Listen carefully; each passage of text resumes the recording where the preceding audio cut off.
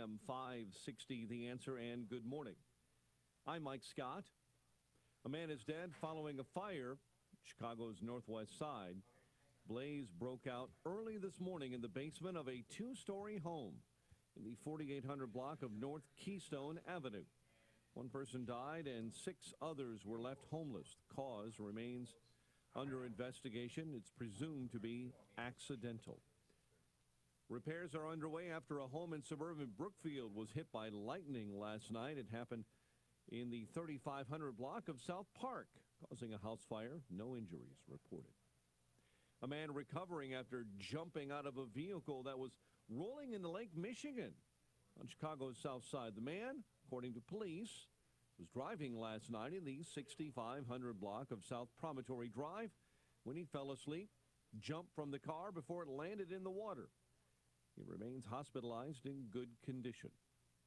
Police are still searching for a 5-year-old boy who went missing last week in Crystal Lake. The neighbors are showing support by leaving toys at the home of Andrew A.J. Friend in hopes that he may return. If it were my child, I would hope somebody would do this for my child too. The boy's parents telling police they saw their son last Wednesday night when he went to bed. Authorities have been focusing their investigation on the family home and individuals who may have seen or had contact with the boy. Chicago police brass say Easter weekend was a bloody one in the city. 29 people were shot, 4 killed. The victims include 16-year-old Lazarus Green, who was shot in the chest Saturday.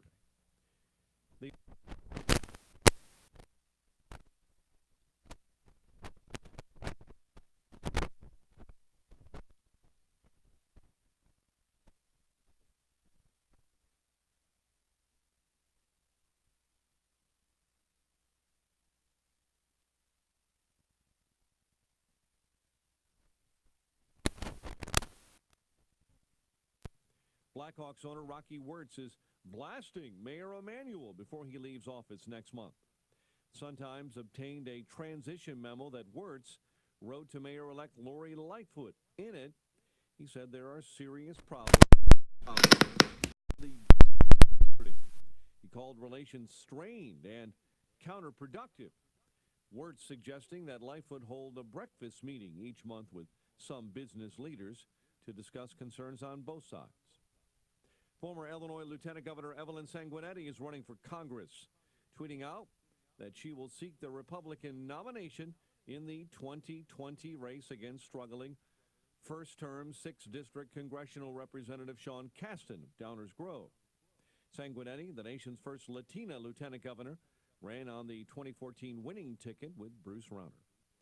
A St. Louis County judge has refused to lower bail in Missouri for a former Catholic priest previously imprisoned and labeled sexually violent.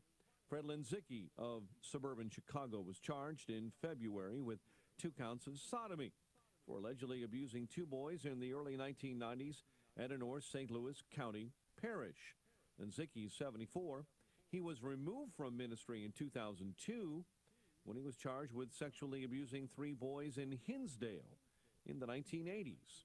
He pleaded guilty and was sentenced to 5 years in prison.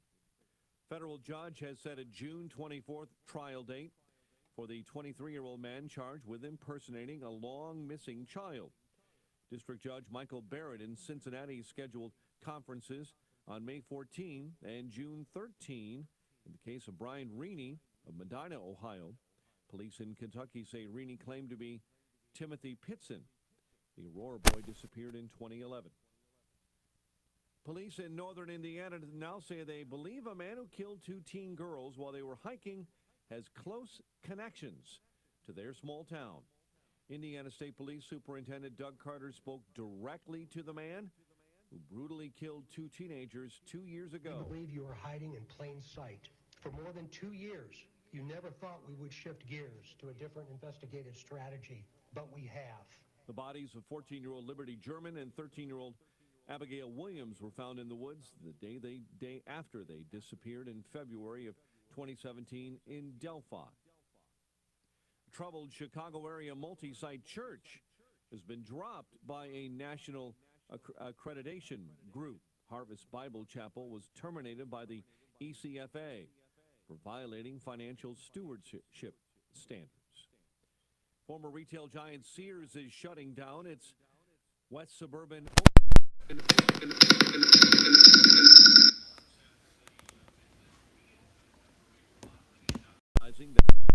13 months to complete. Sears bosses announcing the closing was a decision made as part of Sears Holdings bankruptcy proceedings. A liquidation sale started yesterday. Jose Abreu belts a 2-run home run, driving in 5. White Sox hammered the Orioles 12-2 in Baltimore. Cubs open up a 3-game home set with the Dodgers tonight. Jose Quintana on the bump. Bears gearing up for the NFL draft this week. And here's some good basketball news. Former top Chicago high school basketball player Charlie Moore is coming back home. 2016 Mr. Basketball winner in Illinois, transferring from Kansas back to DePaul. 5:08.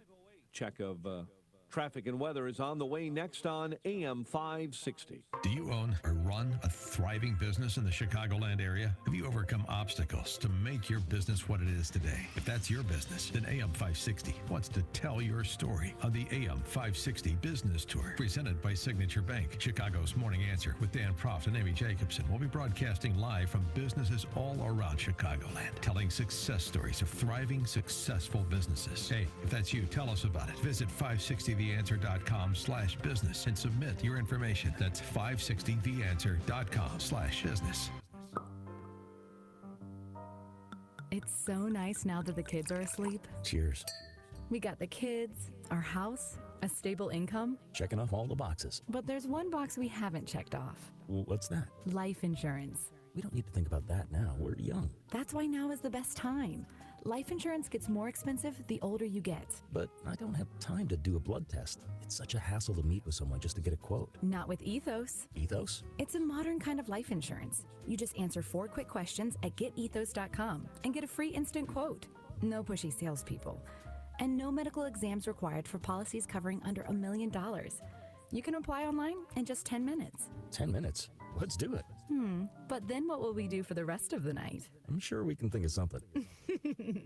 Get your free instant quote and submit your complete application in minutes. Just go to getethos.com. That's ETHOS. GetEthos.com. GetEthos.com. Are your windows needy? Call Crumweedy. Hi, it's Mike Gallagher. If you need windows, call the exterior experts, Crumweedy. Mark Olson and Greg Olson of Crumweedy run a third-generation family business that's been doing Chicagoland exteriors since 1953. For them, it's all about trust. They truly share your values. Why windows from Crumweedy? Crumweedy windows are not offered anywhere else in Chicagoland. They're exclusive. That's why they can offer a lifetime material and labor installation guarantee. Lifetime! That's a great investment for your home. Windows from Crumweedy are Energy Star rated, unlike most other windows. Also, the vinyl windows are 100% virgin vinyl. You're getting quality. Windows with a lifetime material and labor installation. If your windows are needy, call Crumweedy. 630-595-8020. That's 630-595-8020. Just remember this, windowsareneedy.com.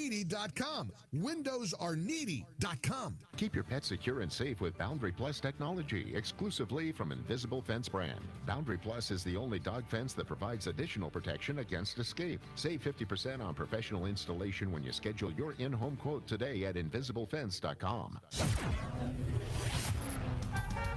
5:11 on AM 560, and it's time for a dry basement and a healthy home. Time to call Permaseal, 800-421-SEAL, and time to check the roads in the AM 560 Traffic Center with Jim Talamonte. We're seeing roadwork delays inbound on I-57 and on the Bishop Ford Freeway right now. I-57 traffic is stop and go from Holstead to Burge. 2 left lanes are blocked. It's about 18 minutes. I-80 to Ryan. Bishop Ford is also clocking in at 18 minutes. The delay is from Stony Island to Michigan, where there's work in the right lane. The Edens looks good. Kennedy as well. Some overnight work has cleared. Express lanes are open inbound. The Eisenhower and the Stevenson are fine. Inbound Ryan looks good. There was a crash outbound before 31st. It quickly cleared from the express lanes. Tollways are fine. No problems to report in Northwest Indiana. That's traffic. I'm Jim Talamonte. on AM 560 The Answer. Chicago's Morning Answer starts next. Your official Chicagoland weather forecast from the 1 Hour Heating and Air Conditioning Weather Center is a service of Wyndham Hotels and Resorts.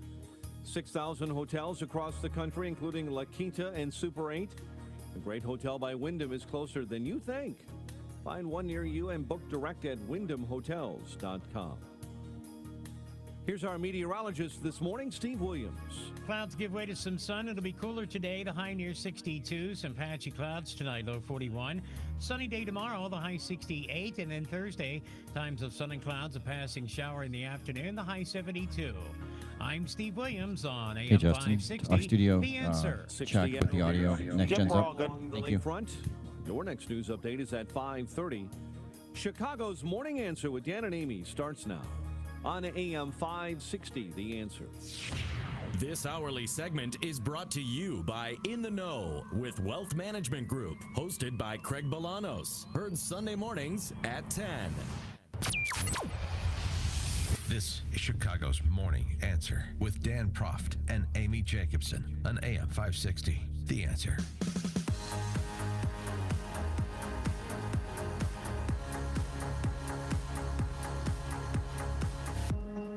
Good morning, Dan and Amy. We're coming to you live from Midwest Performance Cars in Northbrook, part of our AM 560 Signature Bank Business Tour. So this is how the other half lives, I see. Fancy cars. You've heard High about performance cars like these. Yeah. Now you actually see them in real life. Are you trying to shame me out of my minivan? That's a possibility. Yeah, I mean, it may be time to upgrade, but I think Andy Bizov, who's the owner here, and he's also got a place down on Lake Street, too, in Chicago. He said we were going to have some cars assembled here for Amy to choose from. I said, really? You better bring a loan officer. Yeah. Okay. But this is high-end auto repair, so this is the kind of place that would interact with a discerning automobile consumer like myself. Okay. Are you going to get a free oil change here? No. Maybe a car wash, a little buff, huh? I'll have Andy give my vehicle a once-over just to make sure everything is firing on all cylinders, literally and figuratively. At the cleanest auto mechanic shop I've ever seen in my life. Yeah, absolutely. I mean, you could eat off the floor in there. The discerning customer has certain standards that must be met. Wow. And Midwest Performance Car meets them. So we'll be talking to Andy, the principal here, a little bit later in the show.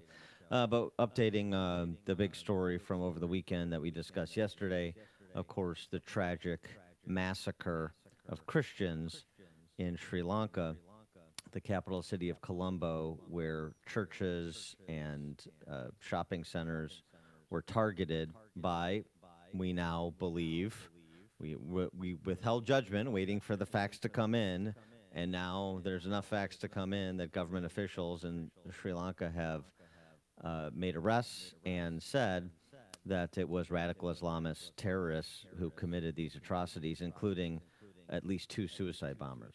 And they did it because of what happened in New Zealand. That was allegedly their motive. That's what police are saying so far, that they did it in retaliation of Muslims being killed in New Zealand.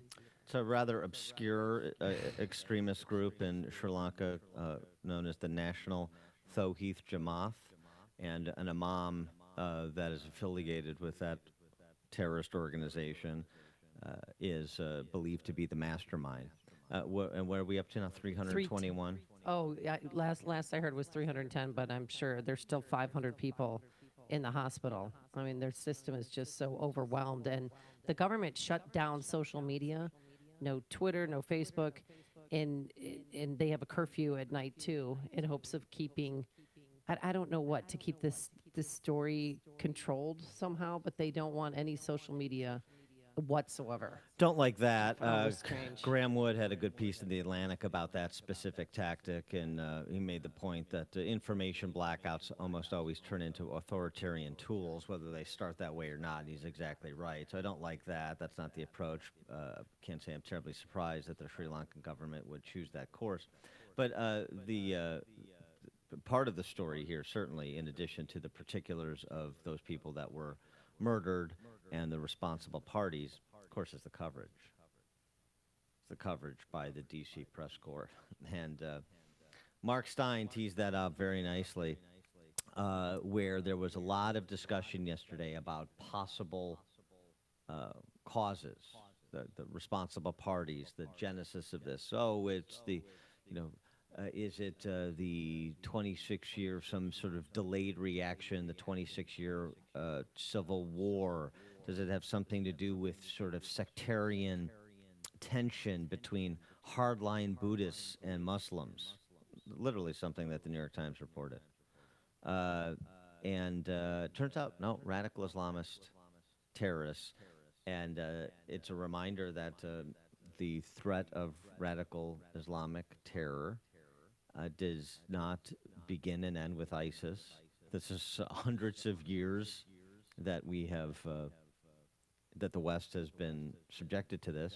And it continues. And by the way, the State Department said that you should be on alert for more efforts, if not successful attacks. Well, and there's a lot of 4 Americans died, including a 5th grader from the school there where Michelle and Sasha Obama went. Where the Obamas went. Sidwell Friends. Sidwell Friends, yes. 5th grader. A man a billionaire from Denmark. He lost 4 or 5 of his children. Mm-hmm. And then there was another American man who had just arrived who was there for work. Well, Sri Lanka is who was going to be a neuroscientist, and now he won't make it to his 12th birthday. Well, Sri Lanka is a popular tourist destination for Westerners, so it's not surprising that you had Westerners that were murdered as part of those killed on Easter Sunday. David Harsanyi has a good piece in The Federalist, too, that's worth checking out on this topic of radical Islamist terror.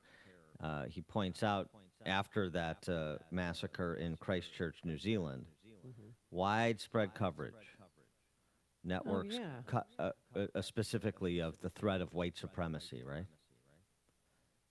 And those are legitimate conversations. What about now?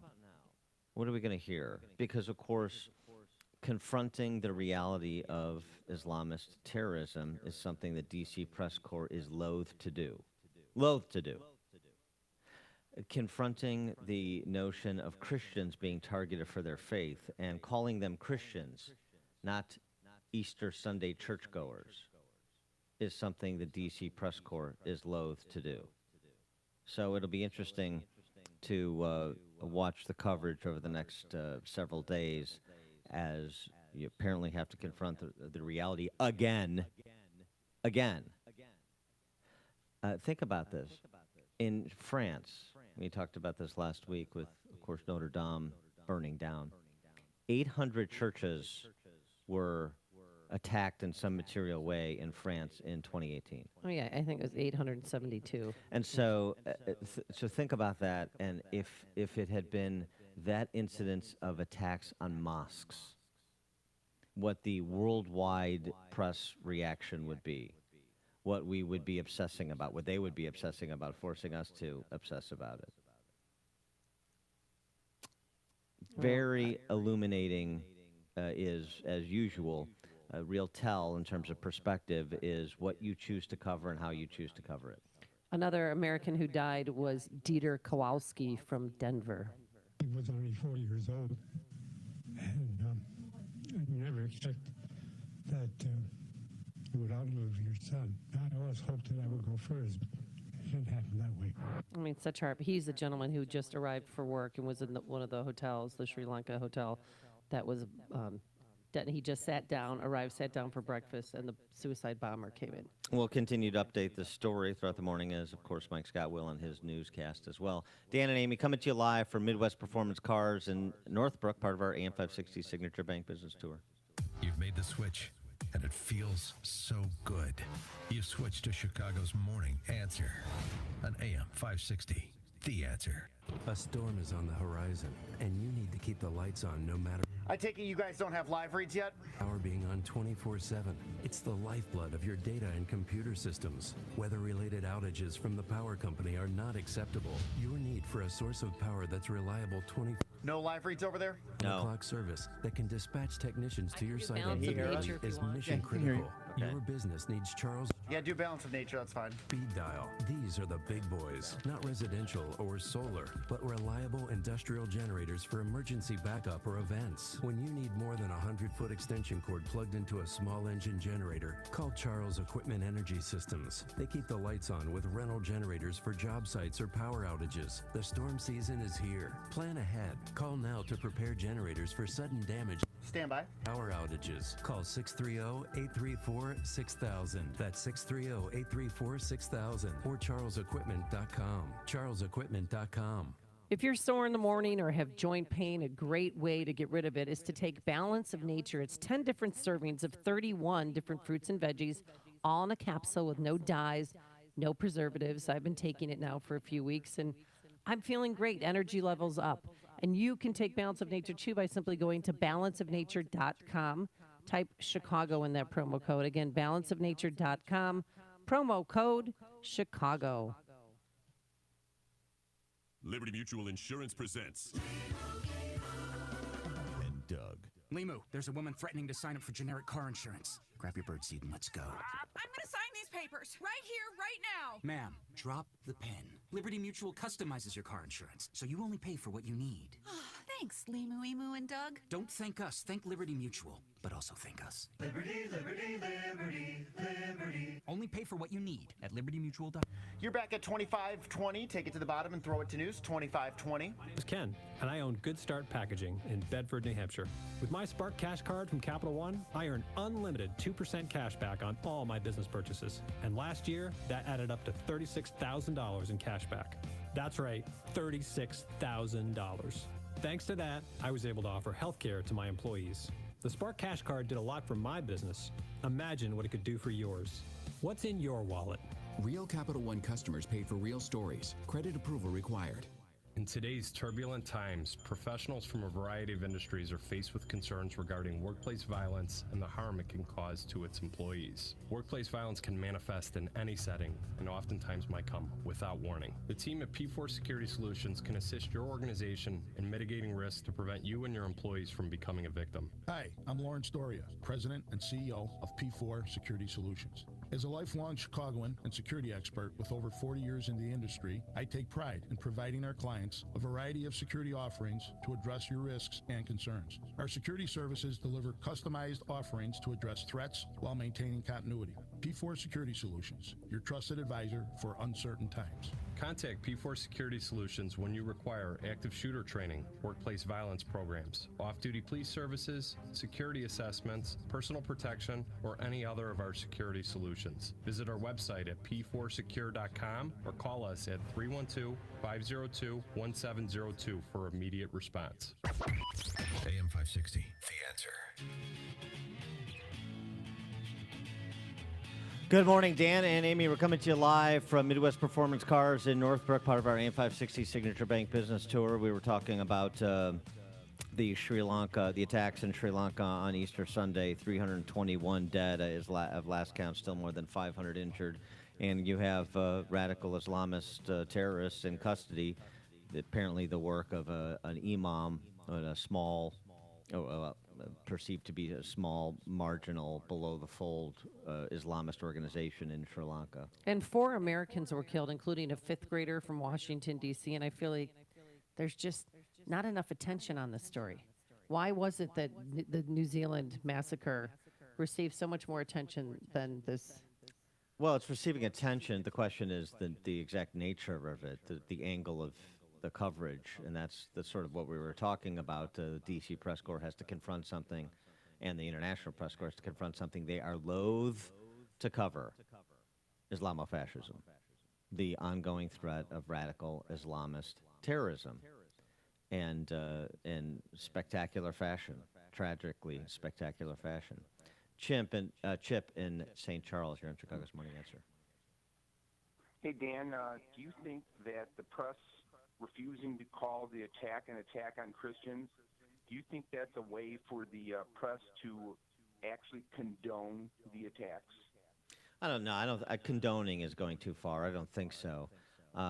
Thanks for the call, Chip. I think it's just they're so beset with solidarity and marginality identity politics, right? That the Muslims are part of their group, that part of the constituency that they use to call Republicans, conservatives, racists. So they want to focus on white supremacy because the white man is bad. Whiteness is bad. Forget the white man. Whiteness is bad. So they got to focus on that as the prevailing threat in the West and I guess in Southeast Asia as well. They don't want it to, in their minds, I believe, feed into some stereotype that conservatives have of Muslims, which isn't true. I can distinguish peaceful pluralist Muslims from radical Islamist terrorists. We've talked about that ad nauseum on this show because we've had to, because there have been so many radical Islamist terror attacks. But the press is just loath to give any air to that reality, except when left with no other option. I mean, they were killed for one reason and one reason only, because we're Christians. So Christians are still under attack on the holiest day of the year for all of us, and that really bothers me too. I mean, this was a well-planned attack. Even 3 officers died when they went to one of the suspects' house because he had rigged a bomb. So when they opened the door, boom, they were gone in an instant too. Frankly, it's a testament to law enforcement. It's a testament to people being alert and aware, because frankly, suicide bombings at churches or other places where you have a lot of people gather, particularly of a particular faith, it's frankly surprising it hasn't happened more often. Thankfully, it hasn't happened more often. But it's an easy thing to do, easy people to target. And it's so weird because allegedly the Sri Lankan government knew about this 10 days ago, that there were going to be possible attacks on churches and Western hotels. And nothing was done. They did not step up security, and I don't even think that they told the people what was going on. Dan in Lake Zurich, you're on Chicago's Morning Answer. Yeah, I just feel it's like there's no political motive for them to outlaw something, as in the Christchurch, they used it to trying to outlaw guns. But here with bombs, how do you use that as a political motive? Oh, that's an interesting point, too. Yeah, thanks for the call, Dan. Although, certainly we've had a number of Islamist terrorist attacks where guns were used.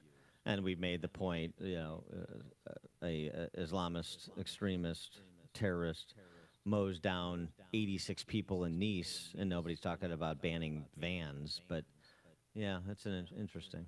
Tom in Deer Park.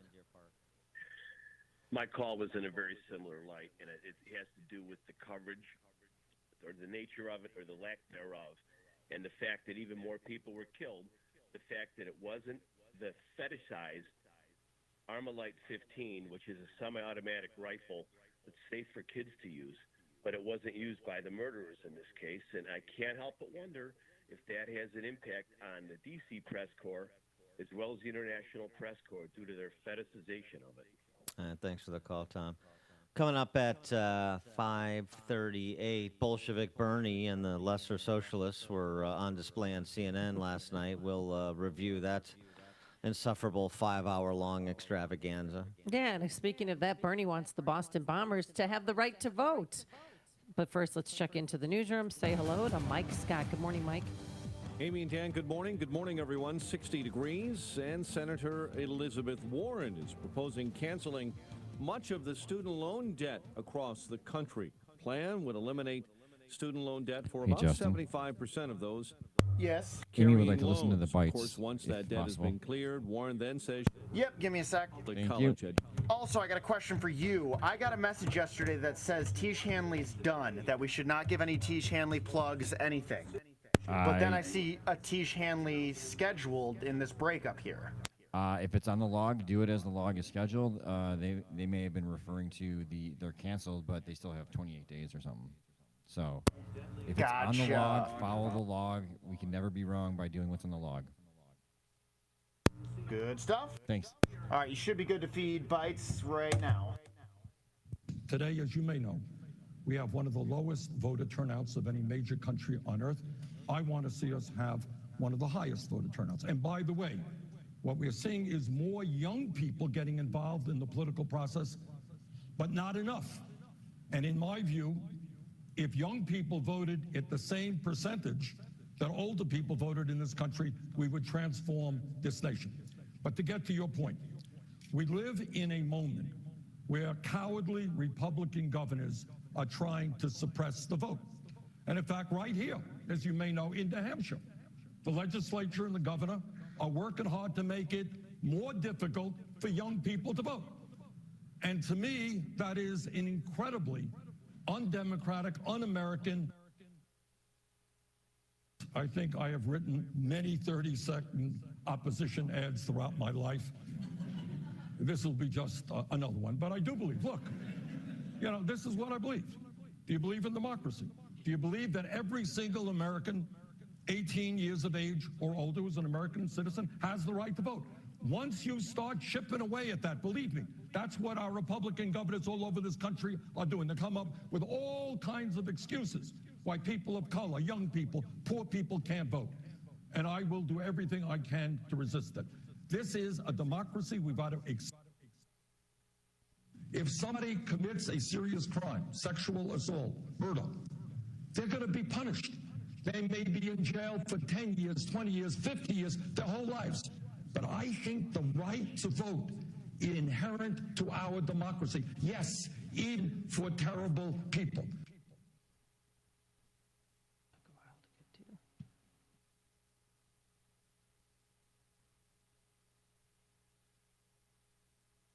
I agree that the right to vote is one of the very important components of citizenship. I think we should have that conversation.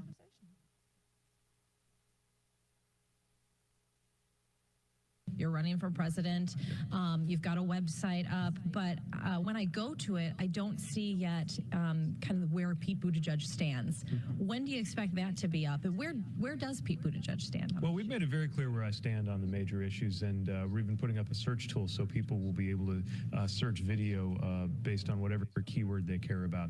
We're trying to run a non-traditional campaign, so even though this is going to be highly... Should they be able to vote while incarcerated? Yeah. No. Part of the punishment when you're convicted of a crime and you're incarcerated is you lose certain rights, you lose your freedom. And I think during that period, it does not make sense to... The impeachment proceedings are up to the House. They're going to have to make that decision. I am in the Senate, and I believe that we are the jury. There is a third way to hold this president accountable, and that is by defeating him in the 2020 election. If any other human being in this country had done what's documented in the Mueller report, they would be arrested and put in jail. If there's going to be any accountability.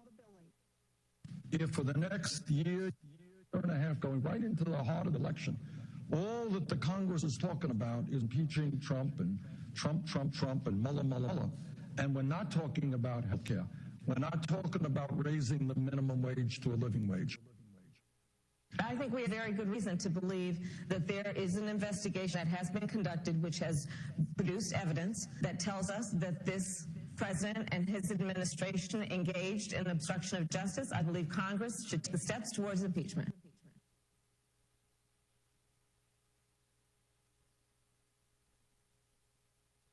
I think he's made it pretty clear that he deserves impeachment. My role in the process is trying to relegate Trumpism to the dustbin of history, and I think there's no more decisive way to do that, especially to get Republicans to abandon this kind of deal with the devil they made, than to have just an absolute thumping at the ballot box.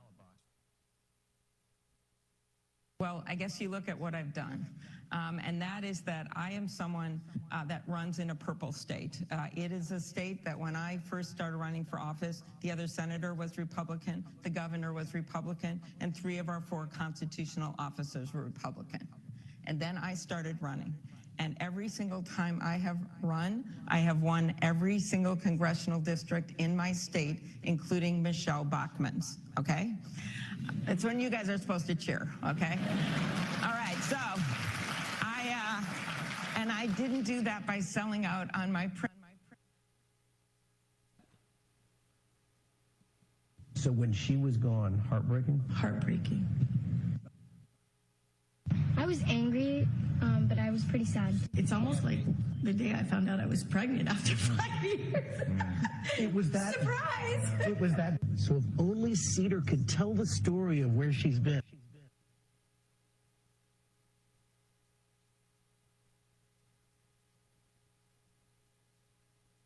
When you were too small to say hello, I know you were someone I want.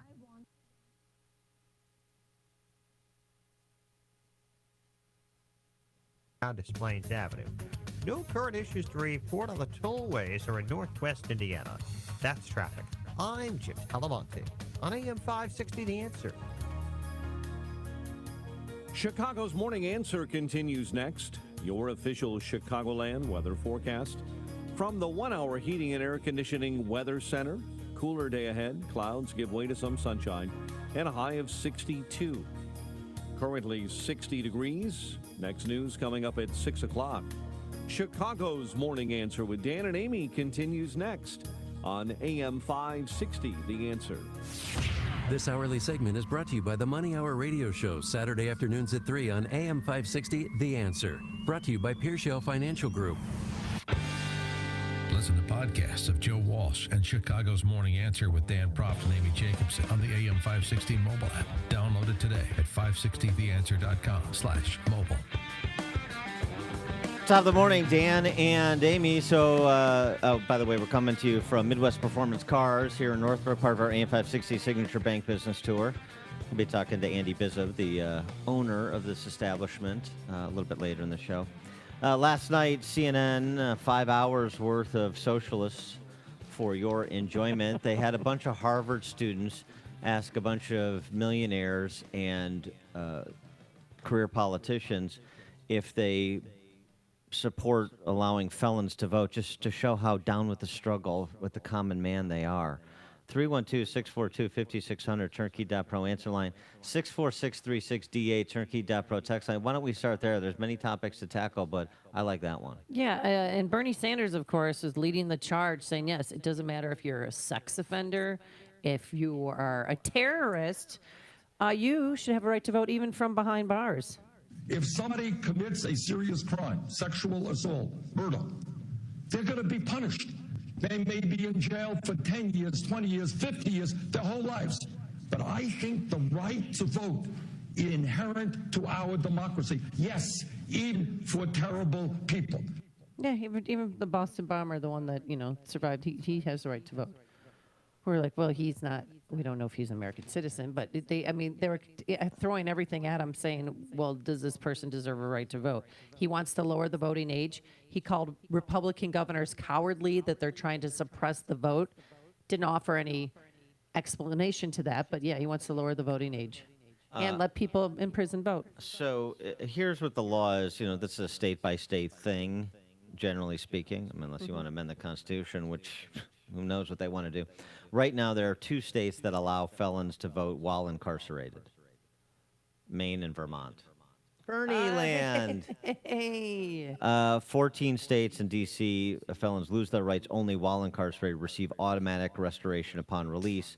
And then the other states, there are varying levels of getting your voting rights back after incarceration. So should Maine and Vermont lead the way nationally and allow felons to vote while in federal prison? 312-642-5600, turnkey.pro answer line, 64636DA, turnkey.pro text line. Kamala Harris agrees with Bernie, but one mayor, Pete, does not. Should they be able to vote while incarcerated? Yeah. No. Part of the punishment when you're convicted of a crime and you're incarcerated is you lose certain rights, you lose your freedom. And I think during that period, it does not make sense to have an exception for the right to vote. Wow. But did you see nobody clapped? Well, it was kind of silent again, when he made this statement. It was a bunch of Harvard students. Yeah. Craig in Mount Greenwood, you're on Chicago's Morning Answer. Hey, Dan and Amy, thanks for taking the call. This perfect example of what's going on here with regard to the socialists, leftists, all these politicians that are on the left side net, they want to destroy America as we know it. They want to basically tear up our Constitution and basically weaken us and hurt our system any way they can. It's just everything they touch that's good in America, they destroy it.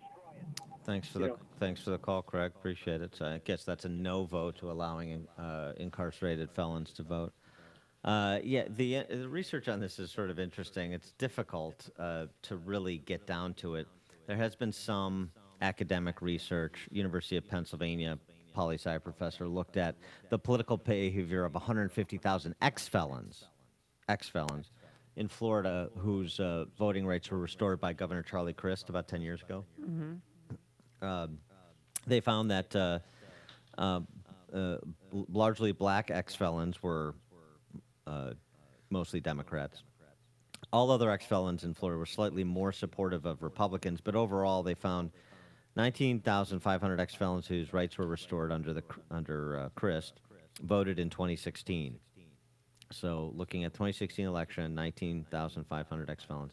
58% registered Democrats, largely African-American, 24% registered Republicans, largely non-black, and the rest were registered with neither party. The researchers extrapolated if all the ex-felons could have voted in 2016, Democrats would have gained a net of 48,000 votes just in Florida. So, I mean, it is sort of a material issue, and it's amazing to me, isn't it? This is your Democrat Socialist Party.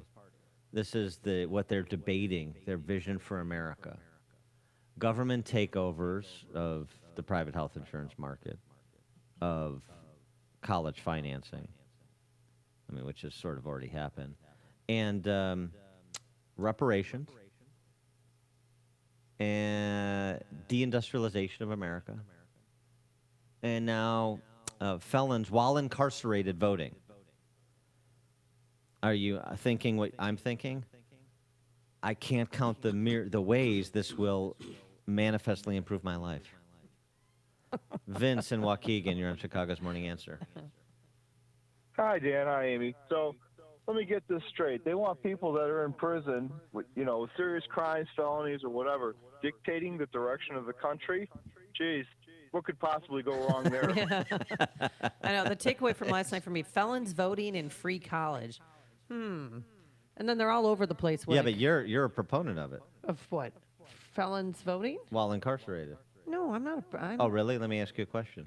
Oh, boy. I go to a lot of prisons. I don't need them to vote. That's a right that is taken away when you commit the crime. Should Rod Blagojevich be able to vote? Oh, I knew you were going to say that. So when he's pardoned or his sentence commuted by President Trump, which will happen, it will happen. Yeah. I think in 2020, after he gets reelected, he'll do it. That's what I think. So no, and not while he's incarcerated. No, not while he's incarcerated. All right. That's right. Greg in Schaumburg. Hey, Dan and Amy, how you doing? Good. Good. Okay. This is actually related to the very first story from your first half hour. If I get the fact that you're specifically talking about voting rights right now, but Dan and Amy, if you'll let me bridge that to the concept of how does a society protect itself when there are people that are detrimental to the benefit of the society, and a leader stands up like Trump within his first couple weeks in office and says, okay, look, these people are not going to be allowed into the country. And thus you have all the Democrats stand up and then raise Cain. This election coming up is going to deal with that issue. The objective that's embedded in the first story of the morning that you covered is the Christianity versus socialism, the God versus not God equation, and then the protection of that, given the fact that the non-God people are out to annihilate the people who are believers. That's all I got. Thanks for the call, Greg. Appreciate it. It is interesting. I really like that Vince is saying. The idea that incarcerated felons would have the ability to influence the direction of the country. Yeah. Does that make a lot of, prior to serving out their term, prior to being, rehabilitated? Yeah. Also on display yesterday was Comrade Bernie. I want to get to the lead Bolshevik. He is the lead Bolshevik in the clubhouse. And he was asked a question. This was actually interesting. For all of the press Yeah. that Bernie got doing that Fox town hall with Brett Baer and Martha McCallum and the warm reception he got, listen to the reception this question to Bernie gets from this young lady, a Harvard student, of course. Hi, Senator Sanders. So my father's family left Soviet Russia in 1979, fleeing from some of the very same socialist policies that you seem eager to implement in this country. So my question is, how do you rectify your notion of democratic socialism with the failures of socialism in nearly every country that has tried it? And do you think that... Oh! Yeah, I saw that. I wish she would have just done a Yakov Smirnoff. Senator Sanders, isn't it true that in America you go to party, in Soviet Russia party go to you? That would have been better. That would have been, yeah. Here's Bernie's long-winded answer. First he did class envy, and then he did class envy as a kicker. But here's Bernie defining Democrat socialism for you and for that young lady from Harvard. What do I mean when I talk about democratic socialism? It certainly is not the authoritarian communism that existed in the Soviet Union and in other communist countries. This is what it means. It means that we cherish, among other things, our Bill of Rights. And Franklin Delano Roosevelt made this point. Chris, I don't know if you read about it, 1944, in a State of the Union address that never got a whole lot of attention. This is what he said, basically. It was a very profound speech toward the end of World War II. He said, you know, we got a great Constitution. Bill of Rights protects your freedom of religion, freedom of assembly, freedom of speech, and all that stuff. Great. But you know what it doesn't protect? It doesn't protect and guarantee you economic rights. So, Samantha, let me be very honest with you. I believe that in a democratic, civilized society, health care is a human right. Government should make that happen.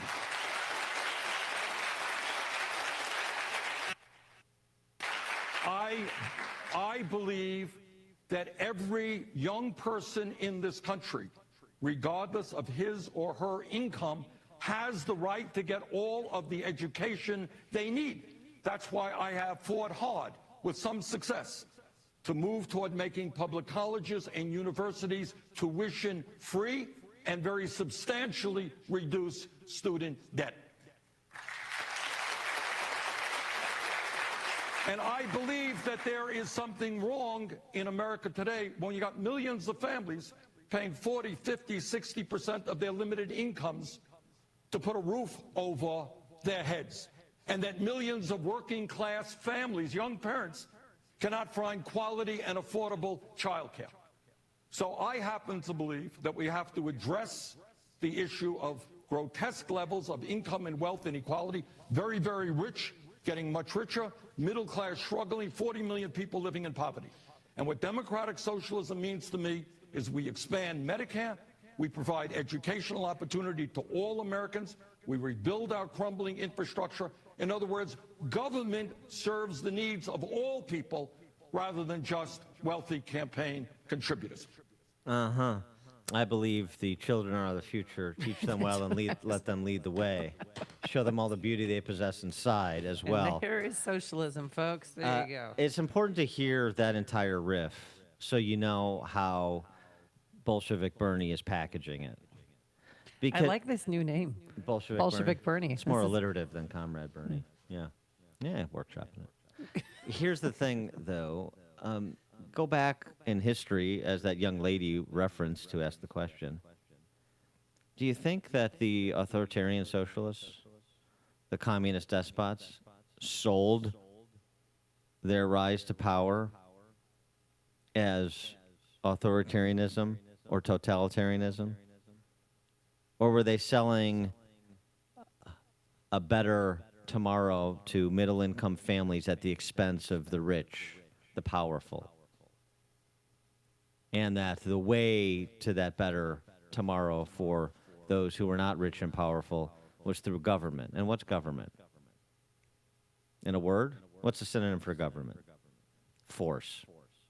Force. There's nothing government does that doesn't come at the point of a gun. Government is not compassion. Human beings have the ability to be compassionate. Government, as a monolith, as an institution, is force. And that's what Comrade Bernie, the leading Bolshevik, is talking about. And you can do the workers of the world unite, you have nothing to lose but your chains, or you can do that 2-minute riff that you just heard from the Bolshevik about Medicare for all, the elimination of private health insurance, and all of the other big government gambits, takeovers that Bolshevik Bernie and his colleagues were discussing last night. It's never sold, we're going to take over and run your lives. Think about what's happening in voluntary institutions, civic institutions, and now put government force behind it. Think about a college campus and how the freedoms that are enshrined in the Bill of Rights are respected or not respected on college campuses, starting with our first freedoms: speech, religion, alternative press. Now put Bernie behind that at the federal level. And you think you get a better tomorrow?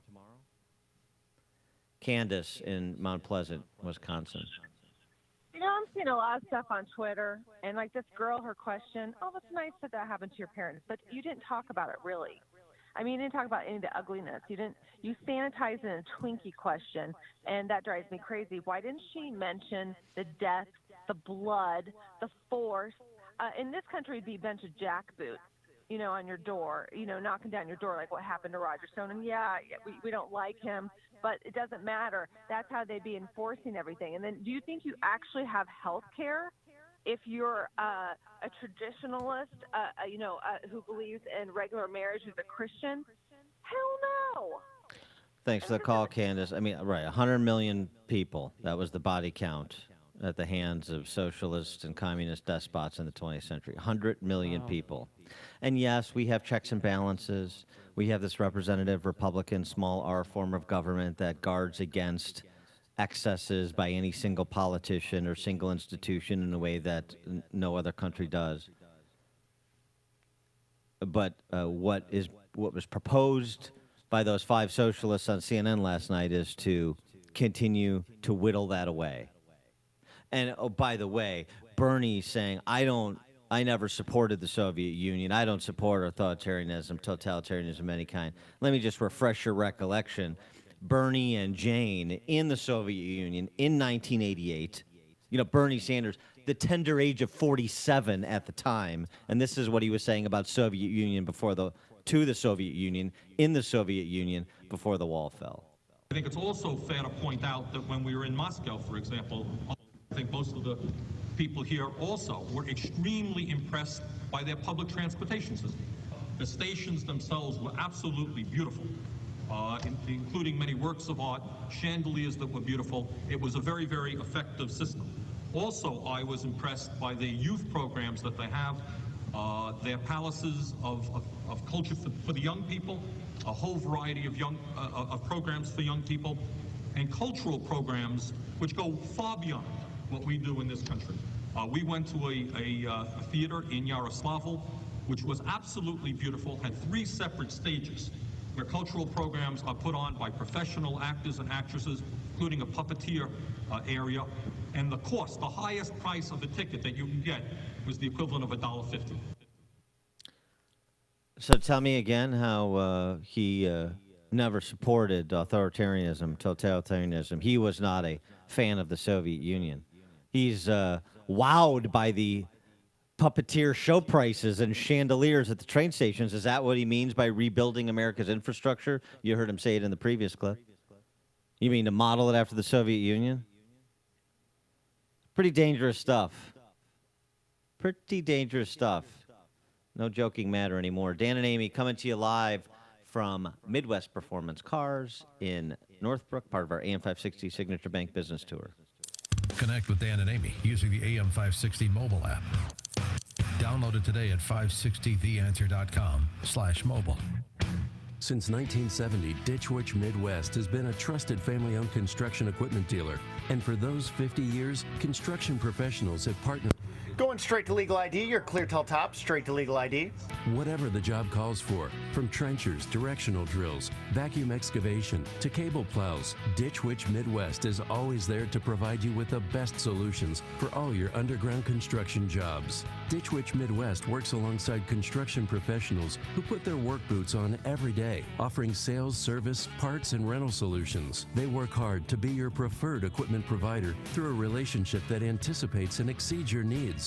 Visit their website at ditchwitchmidwest.com to view the complete line of Ditch Witch products from the company that launched the industry. You can also call 1-800-243-1328. That's 1-800-243-1328. Ditch Witch is not just building your neighborhood, they're also part of your neighborhood. Ditch Witch Midwest. We're in this together.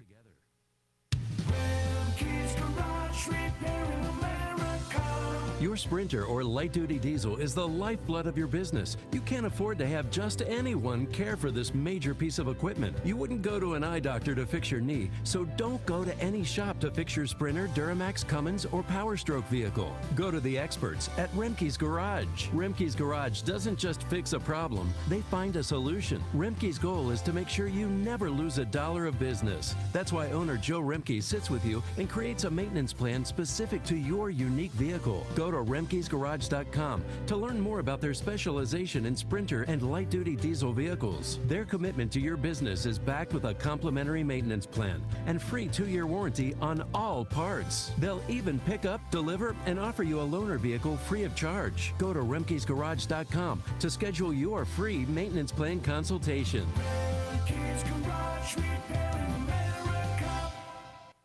Imagine something being wrong with you from the day you were born and not having a diagnosis until 26 years later. That was me, and my doctors are still arguing about how to treat it and even what symptoms are involved besides nerve damage and muscle deterioration. It causes some to be wheelchair bound, while others never learn to walk, and although rare, some people die from this disease. More people suffer from it than ALS and MS, and yet, it's so underfunded that you've probably never heard of it before right now. It's called Charcot-Marie-Tooth, or CMT, and we need to stop questioning what it is. What we need is a cure. The CMT Research Foundation is fighting for a cure, and research is underway right here in Chicago to help me and the other 4,000 people in Chicago who have CMT. Please visit cmtrf.org for more information about CMT and learn how you can help. It's news, opinion, insight. It's AM 560, The Answer. WIND, Chicago. It's deadline day to see the president's tax returns. I'm Chris Foster, Fox News. There's no indication, though, the Treasury Department's actually going to give in to demands from a House committee chairman to release those returns today. More from Fox's Rachel Sutherland in Washington. Chris, House Democrats want the IRS to hand over 6 years of President Trump's tax returns by close of business today or face a subpoena, setting up a potential legal battle that could go up to the U.S. Supreme Court. Acting White House Chief of Staff Mick Mulvaney has vowed Democrats will never get their hands on the president's tax returns. Treasury Secretary Steven Mnuchin has said he'll follow the law while shielding the IRS from being politically weaponized. By law, the chairman of the House Ways and Means Committee has the authority to request the tax returns of anyone. Chris? Rachel, we've reported that former Vice President Joe Biden was going to announce a presidential campaign tomorrow. Well, now several sources say that announcement might be delayed and that some in-person events are up in the air. A Nevada Democrat, meantime, accusing Biden of inappropriately smelling and kissing the back of her head during a campaign event 5 years ago, says she doesn't appreciate him joking about it. That is not a hug. That is just unprofessional, inappropriate behavior. Lucy Flores spoke to Fox's Shannon Bream. There are now 321 deaths confirmed in Sunday's terrorist attacks in Sri Lanka. More from Fox's Simon Owen. Chris, ISIS has just claimed responsibility for the Easter Sunday bombings on sites including churches and luxury hotels, although the terror group failing to provide any evidence for its claim. This as Sri Lanka's government gives more details about the possible motive. A lawmaker saying investigators believe the attacks were carried out as retaliation for last month's deadly shootings at mosques in New Zealand. Authorities blaming local Islamist groups with support from international militants. Chris? Simon, Malawi is now the first country to vaccinate children against malaria. That's according to the World Health Organization. This is Fox News.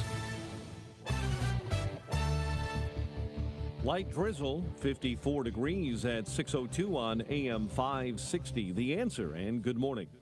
I'm Mike Scott. A man dead following a fire on Chicago's northwest side.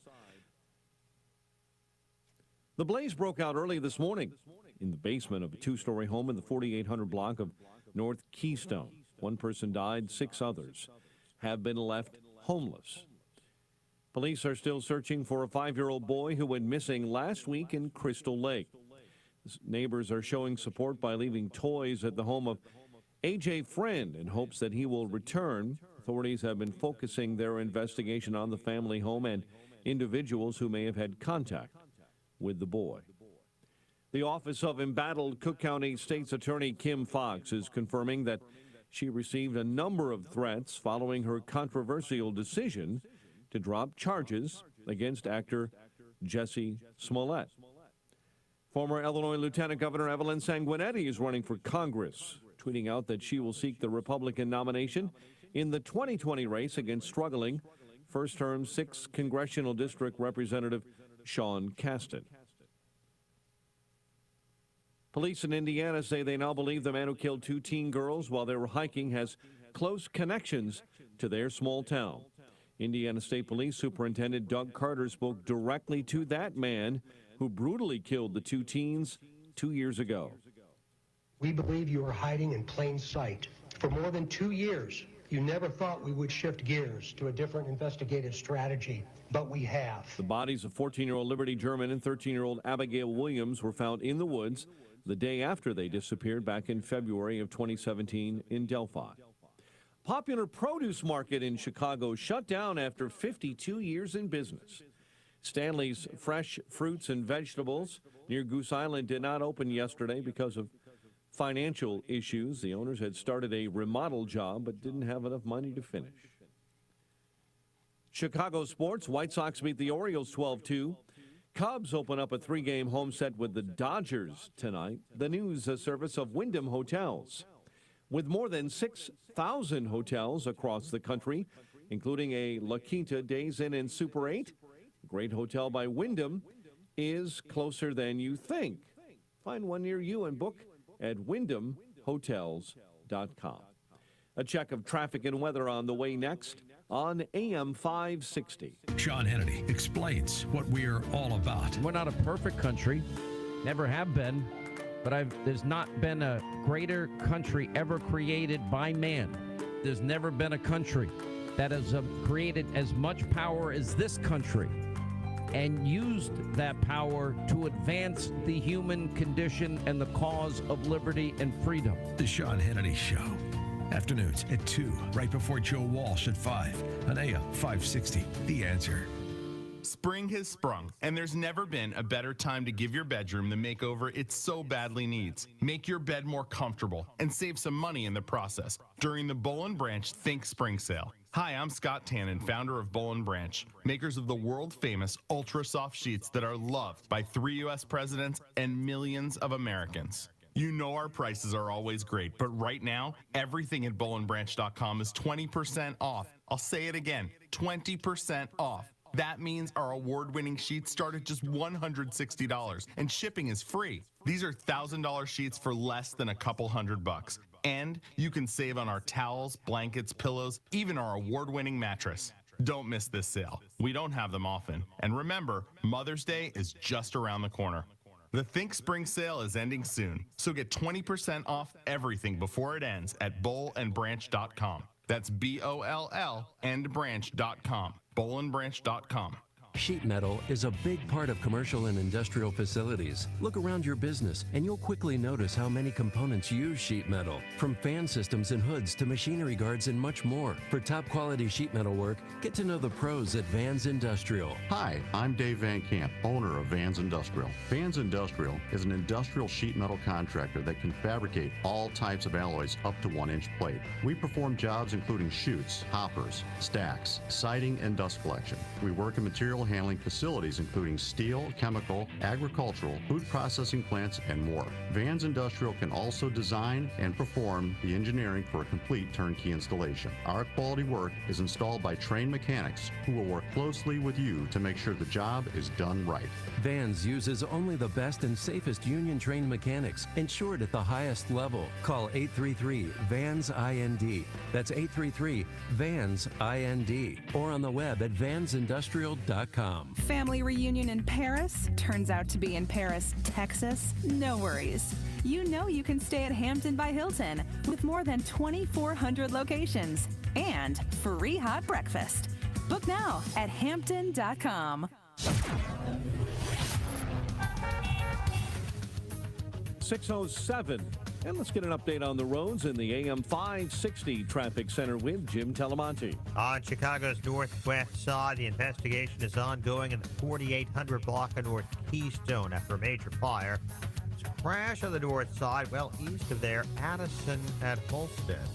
Kennedy inbound traffic is slow, Harlem to Central. It's 23 minutes, O'Hare to downtown. Outbound 21. Inbound Eisenhower, scattered delays start at Manheim. 36 minutes, 390 to downtown. Outbound 34. Heavy from the Tri-State to North Avenue. About Stevenson, delays start at First Avenue. It's already 50 minutes, 355 to Lakeshore Drive. Bryant is 30 minutes, 95th to downtown. I-57, 22 minutes, I-80 to the merge, Bishop 420. The Indiana Toll Road has construction delays in both directions in Hammond. That's traffic. I'm Jim Telemonte on AM 560, The Answer. Chicago's Morning Answer continues next, and your official Chicagoland weather forecast. From the 1-hour Heating and Air Conditioning Weather Center and our meteorologist, Steve Williams. Today cooler, clouds give way to some sun. The high today 62. Patchy clouds for tonight and a low 41. Mostly sunny tomorrow, the high near 68. Times of sun and clouds Thursday, passing shower in the afternoon, the high 72. I'm Steve Williams on AM 560, The Answer. Temperatures are tumbling right now. 51 O'Hare, 45 along the lakefront. Your next news update is at 6:30. Chicago's Morning Answer with Dan and Amy continues next on AM 560, The Answer. This hourly segment is brought to you by On Target Radio. From firearms and Second Amendment rights to personal freedoms and government intrusions. Listen here Sunday nights at 9. This is Chicago's Morning Answer with Dan Proft and Amy Jacobson on AM 560. The Answer.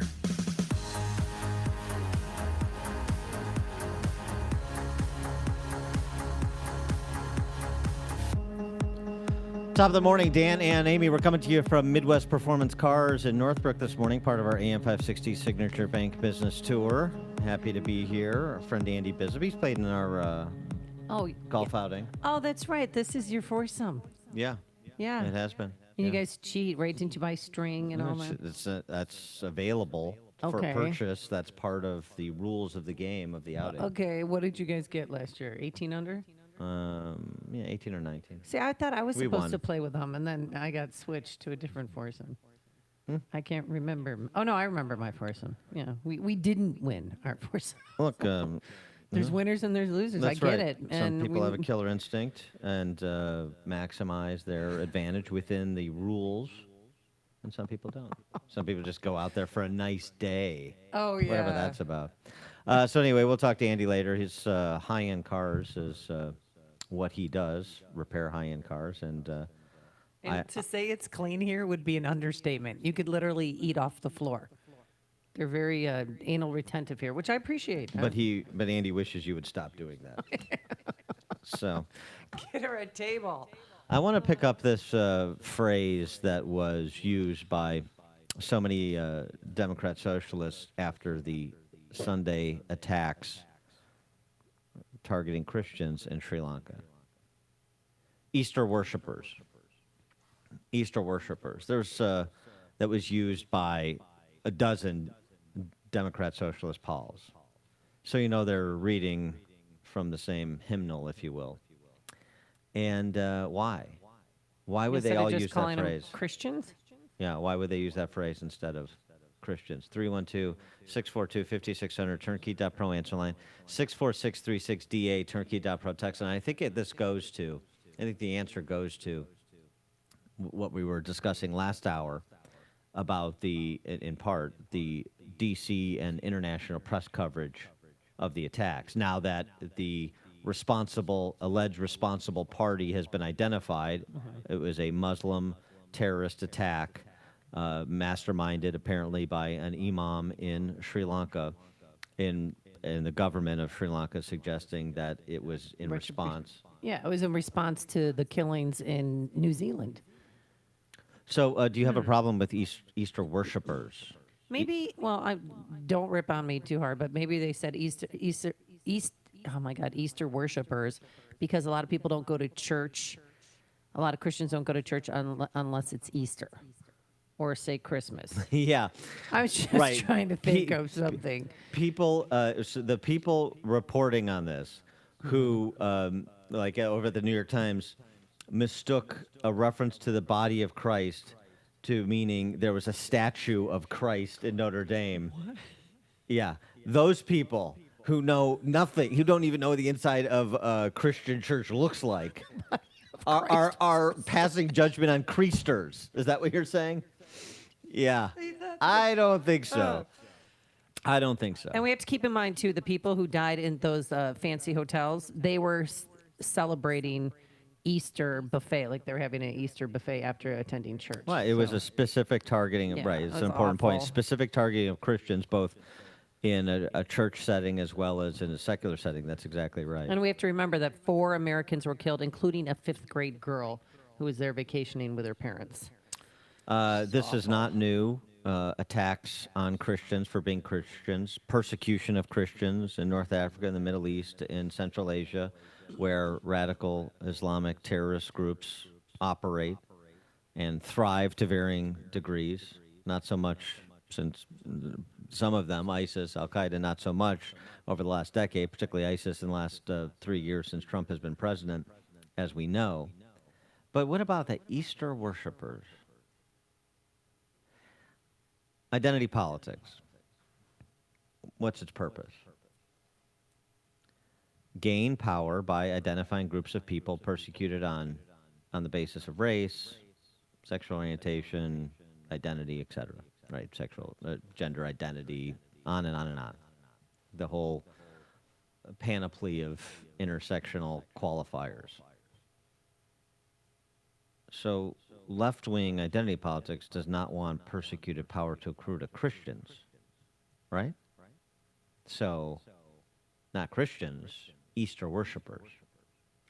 Language is important. They're redefining it, right? As Emerson said, first language is corrupted, then man is corrupted. Everything is redefined because reality starts anew every single day for the left. Erase history. So don't tell me Easter worshipers, oh, that's just one person's take on it. No, no, no. Not with the frequency that phrase was used in the wake of those attacks. And here's the other point. By having only Democrat Socialist Pauls and their big government press corps handmaidens push this phrase, what does it generate? Pushback from people like me.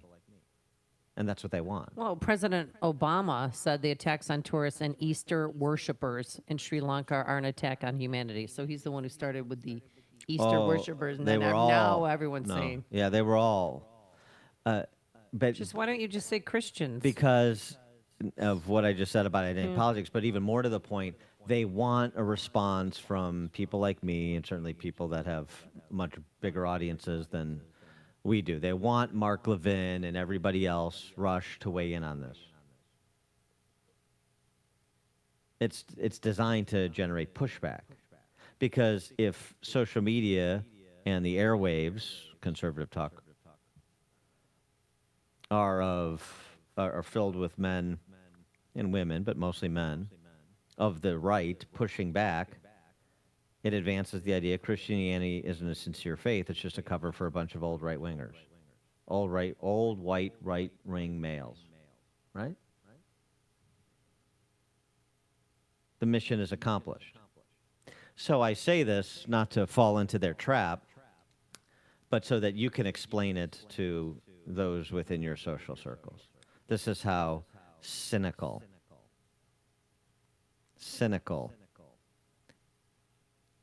the left is. They're going to use this as an opportunity to marginalize Christianity. 321 dead, 500 plus injured, targeted for being Christians, and the left sees this as an opportunity to bait the right into helping them marginalize Christianity. Do you get it? Do you connect the dots? Now, do you think this is like a beautiful mind moment for me and I'm connecting dots that don't connect? I don't think so. But I'm happy to hear the arguments. 312-642-5600, turnkey.pro answer line.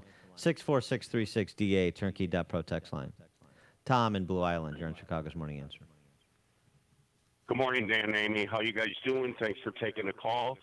Dan, couldn't agree with you more. A little offshoot to that is these people they're the atheists of the world, or they're the non-religious, and the Christian tragedy cannot be covered with the same fervor that the Muslim tragedy is, because the media has to show that the Christian part of it is worse. This gets back to the elite media, elite education. The hatred for Christians is there. It's real. These people aren't pro-Muslim. They're indifferent to the Muslims. It's just that Christians can't be viewed in the same light. I couldn't agree with you more. Words mean everything. How many times do we have to hear about Obama's Christianity and Hillary's Christianity? And I'm not attacking their beliefs personally, but is it a stretch for someone that purports that they're a Christian to just say they're a Christian? What the heck is an Easter? I know. What was it? An Easter worshiper. Gathering or an Easter? Right. Easter worshiper. I've never even heard that stuff before. I haven't either. What's great is you always hear these new terms. Yes. Really interesting. And they're not accidental. And you're right about the words. Yeah. It's incredible about the words, Dan, because the words mean everything. But I always love it when the media, at least maybe once a month, you get some kind of new term you've never heard before. Oh, Easter worshipers. I've never heard that term before. Thanks for It's just too comical, you guys. Thanks for the call, Tom. I mean, they could call them, what else could they call them? Churchgoers? And just say what they are. We're Christians. It's okay. I'm proud to be a Christian. Yes, but you can't assign persecution to Christianity because they understand persecution, real or perceived, is the path to power. That's the whole basis of identity politics. Thus, the solidarity and marginality. Even if I don't particularly care for what you're doing, or I'm indifferent, as Tom said, to what you're doing, or who you say you are, if I can attach you to me to gain political power, then I'll do it. Jim in Sheboygan. Hi, this is Jim. How are you guys doing today? We're great. Hey, go ahead, Jim. So, I think your points, Dan, are accurate, but I think there's a bigger picture there. I remember back in the 90s when the first Bush came into office, one of the first things he tried to do was amp up the religious groups to help society through charities, and he promoted it big. And I think the Democrats and the left-wingers have saw that happened, and they want to marginalize religion and specifically Christianity because they want to replace it with government. And they want government to take care of the people. No question. There's no question about that. Thanks for the call, Jim. That is spot on. And speaking of words, you know, we so many that are of center-right perspective, even people of faith, George W. Bush, whatever you want to say about him, I think he's a man of faith. But they fall right into the trap of the left's vernacular, compassionate conservatism. What is that? That phrase. It's a tell that the left's branding of conservatism as not compassionate is working. Thus, the need to attach compassion to conservatism and those faith-based programs that Jim and Sheboygan was talking about that were government-funded in part, Office of Faith Initiatives under W and so forth. I'm not necessarily the biggest fan of that devolution of power away from the federal government. I'm a big fan of government direct funding, nonprofits, not so much a fan of. But compassionate conservatism is conceding their point and advancing their narrative. Dan in Libertyville. Hello. Thanks for taking my call. I think what the left is doing is working for right now, but it's really nothing new. I mean, we can go back to World War II when Lindbergh and Joseph Kennedy thought that the Nazi way of doing things in Germany in the early mid-30s was great, and the media pushed that. I mean, if you talk about Islamic terrorism today, people look at you like you're a racist, and they say, well, you can't say this about the Muslims. And I say, listen, you're saying Muslim is a religion, because they say you can't talk bad about their religion. I said, listen, Muslim is not a religion. Islam is a religion. Right. And they'll mark you as a racist, and, you say, okay, there were good Nazis, right? There were some that were good, but we still needed to kill them to end the enemy terror that was destroying the world.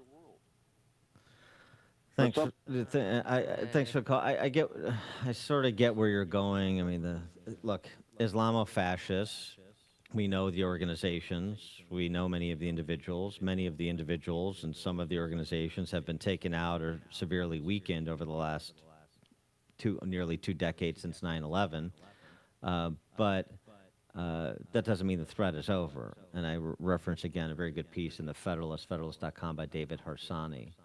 A small percentage of a big number can be a big problem. And that's the problem with Islamofascism. Represents a small percentage of Muslims globally, but they can do disproportionate damage, as they did on Sunday in Sri Lanka. Dan and Amy coming to you live from Midwest Performance Cards in Northbrook, part of our AM 560 Signature Bank Business Tour. It's news, opinion, insight. This is Chicago's Morning Answer on AM 560. Northridge Prep Live in 1 minute. Northridge Prep Live, 1 minute. Cold, harsh winter. Pothole season is bad. Guess what? Your commercial building parking lot took a beating too. Take care of it now to prevent further damage. Time to get a great parking lot. Great Parking Lots, a local company with decades of great parking lots for Chicagoland. Get a quote. This is Kevin Berquist. My company is SKC Construction, home of GreatParkingLots.com. Great parking lots. The name says it all. We make your parking lot great. Commercial parking lot seal coating and maintenance. Get a great parking lot. They use a special process that not only works well, but lasts longer. It's a great investment for your business or for your commercial building to have a great parking lot. It's the first impression for everyone in the building and people visiting the building. And you can do business with a company that shares your values. I guarantee you'll have a good experience. Check it out. Stand by. Lots.com. GreatParkingLots.com. GreatParkingLots.com.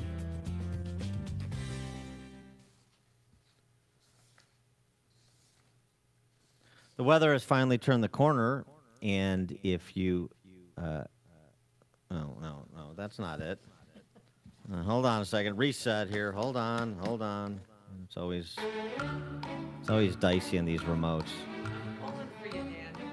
Okay, now I'm ready to go on. Dan. I'm ready for my close-up, Mr. DeVille. With summer fast approaching, now's the time to fill your son's schedule with athletics, STEM, and academic enrichment camps at Northridge Prep summer programs. For boys grades 4 through 8 for the week of June 17th through the 21st. Drop your son off at 9 and pick him up at 3 for a full day of fun. In the morning, a choice between basketball skill builder and wrestling technique and strength. Basketball. In the afternoon, Battles of the Civil War or robotics, Introduction to Mechanical Design. Battles of the Civil War. That's a full week of sports and experiential learning to keep your son developing his interests and skills this summer. Here's what Chicago Bulls GM Gar Forman had to say about our basketball skill builder camp. When it comes to teaching offensive skill development in youth basketball, Coach Ray provides as complete and detailed an approach as I've seen. Of course, he's talking to Will Ray, who's the athletic director, former Loyola basketball coach. He's the athletic director at Northridge Prep, so great basketball camp. Seats are limited for all camps, and some, like the Dangerous Camp for Boys, are already 100% filled up. Learn more, register online at northridgeprep.org/summer. That's northridgeprep.org/summer. What is certainty? Certainty is the Balance of Nature in 50 seconds. Balance of Nature Live, 50 seconds. Is 4imprint. A caring, trusted team of promotional product experts, minding every detail to ensure your logo will look perfect on everything from apparel, drinkware to trade show traffic stoppers, and hot tech. All delivered on time, every time, with the promise of your satisfaction guaranteed. So, what does certainty bring? Promotional items exceeding expectations. A buzz of excitement for your team and your customers. A pep in your step, a fist pump, a whoop, a tingle, a grin, a laugh. Or even one quiet word that no one will ever hear. Yes!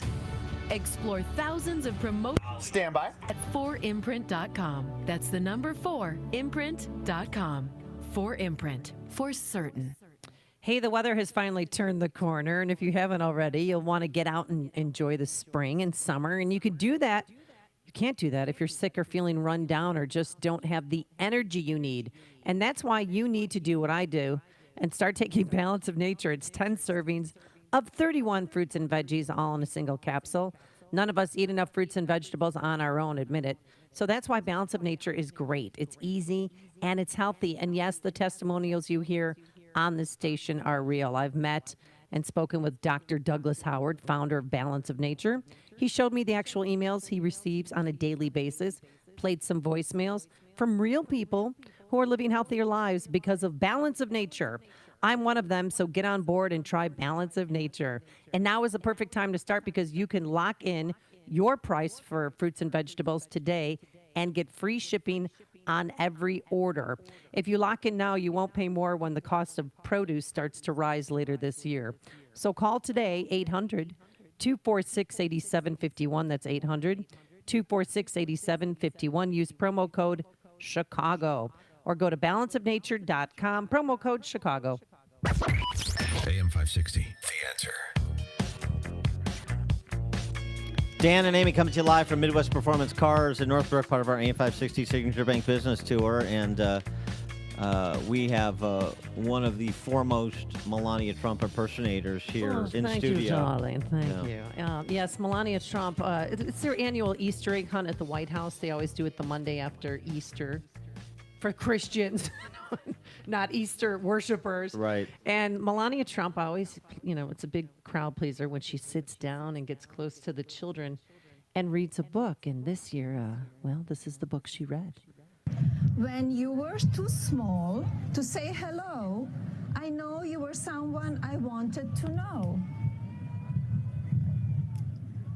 For all of your teeniness couldn't decrease a heart so enormous and wild and wise. This is the first time there is ever been you. So I wonder what wonderful things you will do. That's Jared's favorite. Yeah. She just, I go to my happy place, and she's wearing this beautiful trench coat. Sure. A $5,000 trench coat, and it was a lovely Easter blue. And the book was the wonderful. It didn't have anything taped on the back, did it? No messages? No messages at all. Not political this year. And the book was titled The Wonderful Things You Will Be. Will you stand up for good by saving the day? Or play a song only you know how to play? Will you tell a story that only you know? She can pick up the pace a little bit. But kids are, they're just staring at her. And there's always one kid in the front row. There's like, All right. Now, all of Melania Trump. Oh, now do your Melania reading Party Animal, because I know you have that memorized. It's the party animals. Mr. Piggy was not invited to the party. for they were afraid that he would eat all the food. Huh? Is that good? It's pretty good. Coming up on... Loosey-goosey was... yeah, loosey-goosey. See? It's my inner Melania Trump. Coming up on Chicago's Morning Answer. We're going to talk about Bolshevik Bernie's definition of Democrat socialism and Trump trade policy with Jimmy Pethokoukis from the American Enterprise Institute at 6:36. And wait until you hear what one NFL quarterback did to take care of his linemen. But first, let's get into the newsroom. Here is Mike Scott. 51 degrees and is dead following a house fire on Chicago's northwest side. That blaze broke out early this morning in the basement of a two-story home in the 4800 block of North Keystone. Sri Lanka's State Minister of Defense this morning saying that the Easter attack on churches, hotels, and other sites in that South Asian nation was carried out in retaliation by an Islamic fundamentalist group in response to the Christchurch attacks last month. The 6 near simultaneous attacks on 3 Christian churches and 3 luxury hotels were the South Asian island's deadliest violence in a decade. White House Press Secretary Sarah Sanders says the U.S. is ready to help in any way it can. And look forward to helping bring these individuals that are responsible to justice. And again, our hearts, our prayers, our thoughts are with the people. The government in Sri Lanka this morning blocking social media, arrested more than a dozen. The death toll now at 321. The FBI and other foreign intelligence gathering agencies are now heading that investigation. The Supreme Court hears arguments today on a proposed citizenship question in the 2020 census. Regardless of the nature of the Mueller report, House Democrats apparently are not ready to talk impeachment of President Donald Trump. In a conference call yesterday, Democrat leaders tried to tamp down talk on beginning impeachment proceedings. Smartphone users who were looking forward to Samsung's new foldable phone are going to have to wait a while. Company announcing it's delaying release of the Galaxy Fold over worries about the screen breaking. And Blackhawks owner Rocky Wirtz is blasting Mayor Rahm Emanuel before he leaves office next month. Sun-Times obtained a transition memo Wirtz wrote to Mayor-elect Lori Lightfoot. Said there are serious problems at Chicago City Hall, between City Hall and the business community, calling relations strained and contentious. Counterproductive. White Sox hammered the Orioles 12-2 in Baltimore. Cubs open up a 3-game home set with the Dodgers later tonight. And a former top Chicago high school basketball player, Charlie Moore, is coming back home. The 2016 Mr. Basketball winner in Illinois transferring from Kansas to DePaul. The news is a service of Accountemps. Payroll, bookkeeping, and month-end. Feeling short-staffed? Accountemps can provide accounting. Pethokoukis on line 10. We'll take him here. Basis when you need them to help with increased workloads. Call them today or visit Accountemps.com. Accountemps, a Robert Half company. 6:34 and a check of traffic and weather on the way next on AM 560. Do you own or run a thriving business in the Chicagoland area? Have you overcome obstacles to make your business what it is today? If that's your business, then AM 560 wants to tell your story on the AM 560 Business Tour, presented by Signature Bank. Chicago's Morning Answer with Dan Proft and Amy Jacobson will be broadcasting live from businesses all around Chicagoland, telling success stories of thriving, successful businesses. Hey, if that's you, tell us about it. Visit 560theanswer.com/business and submit your information. That's 560theanswer.com/business. It's clear that taxes will likely be higher in the future. So how do you help protect yourself from rising taxes? Join Jack Taboda from the Financial Planning with Jack Taboda Show right here from News Radio AM 560 The Answer for their Tax Freedom Summit webinar. During this live webinar, you are going to learn how required minimum distributions could potentially push you into a higher tax bracket, causing up to 85% of your Social Security benefits to be taxed. Also, how to help protect your Medicare premiums from a stealth tax that most never see coming. How families are taking Social Security benefits early for potentially more money in retirement. Join the Financial Planning with Jack Taboda Show for their live webinar Wednesday, April 24th. There's no cost and space is limited. Register now. Go to www.saveyourbenefitselgin.com. That's saveyourbenefitselgin.com. Investment advisory services offered only by duly registered individuals through AE Wealth Management, LLC. Jack Taboda may not give tax or legal advice. You should consult with a qualified professional for guidance before making any purchasing decisions. Kubota and Associates is not affiliated with the U.S. government or any governmental agency. This is Dr. Howard, founder and formulator of Balance of Nature. We're changing America one life at a time. I went to the doctor yesterday. Did you say testing or Justin? I said Probably lives Justin. to be 100. What's up? You guys are My putting the calls on, heart right? sounded Or you're good, putting the guest on, right? everything. Yep. All right, cool. My blood pressure, it has We're all not good been in the that side, low so do your thing when we need it. in a long, long time. Right on. So I'm getting the vegetables and the fruit that I need. I know my husband has seen a difference in the way I am. As you know, the price of produce is always on the rise. Have the confidence to know you're getting the best possible price for organically grown whole fruits and vegetables with Balance of Nature. Call now to see how you can lock in your price of fruits and vegetables and get free shipping on every order. Call 800-246-8751. That's 1-800-246-8751. Or go to balanceofnature.com and use discount code CHICAGO. It is 6:37. Let's get an update on the roads in the AM 560 Traffic Center with Jim Telemonte. South side, there's a crash at 59th and King Drive. Eden's inbound traffic's heavy. Foster to the junction. 21 minutes, Lake Cook to Montrose, half on 19. Kennedy, 30 minutes, O'Hare to downtown. 13 from Montrose, 10 on the Express. Up on 24 minutes, downtown to the airport. And on Eisenhower, delays start at Manheim. 42 minutes, 390 to downtown. Up on 32. Inbound Stevens. See delays starting at Weber. It is 55 minutes, 355 to Lakeshore Drive. 42 from the Tri-State. Ryan is 32 minutes, 95th to downtown. I-57, 25 minutes, I-80 to the Merge Mission 420. North on Tri-State, it's heavy. 31st to the Eisenhower. Reagan Tollway, Myers to the Tri-State. It's traffic. I'm Jim Alamonte on AM 560, The Answer. Chicago's Morning Answer continues next, and your official Chicagoland weather forecast from the 1 Hour Heating and Air Conditioning Weather Center. Cooler day ahead, clouds giving way to sunshine, high 62. Patchy clouds, low of 41. We've seen some light drizzle through the area this morning, 51 at O'Hare. Next news coming up at 7. Chicago's Morning Answer with Dan and Amy continues next on AM 560, The Answer. This hourly segment is brought to you by the IRS Radio Hour with attorney Stephen Leahy every Sunday afternoon at 5 on AM 560, The Answer. Let not your heart be troubled. Listen to me, Sean Hannity. I love the latest news and what it all means for you. It's coming up at 2 right here on AM 560, The Answer. Top of the morning, Dan and Amy. And yesterday I thought it was nice. They brought Alexandria Ocasio-Cortez on stage to warm up that CNN town hall audience of Harvard students.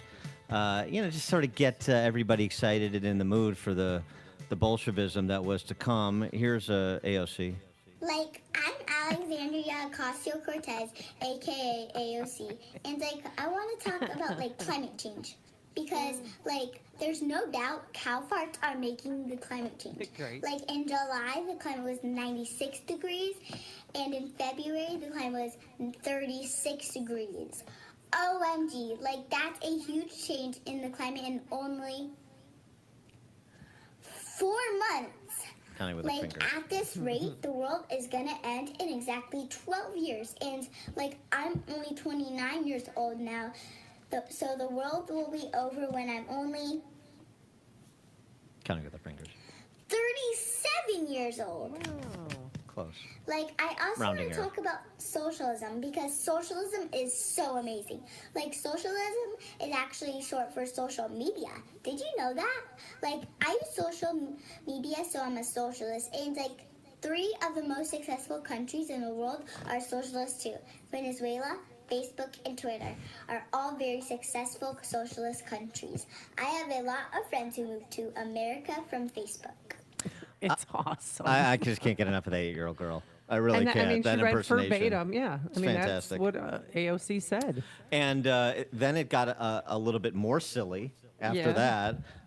You actually had Democrat Socialist candidates for president to field questions for Harvard students for an hour. Elizabeth Warren made the big splash She's before. still whining. She made the big splash before the event, before the town hall, with her debt forgiveness plan, college debt forgiveness plan / free college plan. Yeah, if you have did she explain it, or do you want me to explain it? Because this is very exciting. Hey, it's her plan. Let her explain Dan. it. She sat down with CNN before the CNN town hall with the Harvard students.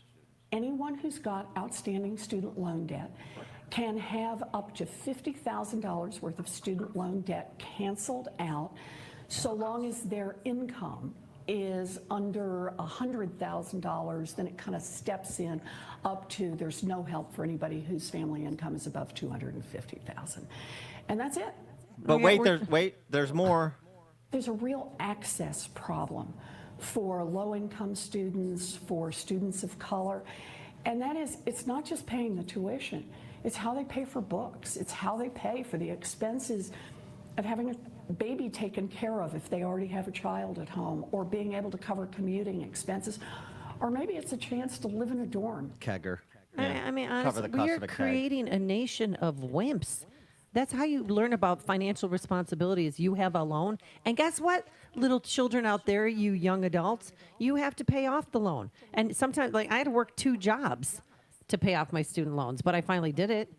I mean, what kind of world are we going to live in? We're just going to, like, she's going to be the magic fairy and just erase your student debt and just give you $50,000. Give me a break. I'm so glad you asked, because Elizabeth Warren likes to kick back with a brewski and watch Game of Thrones on Sunday nights just like the rest of us.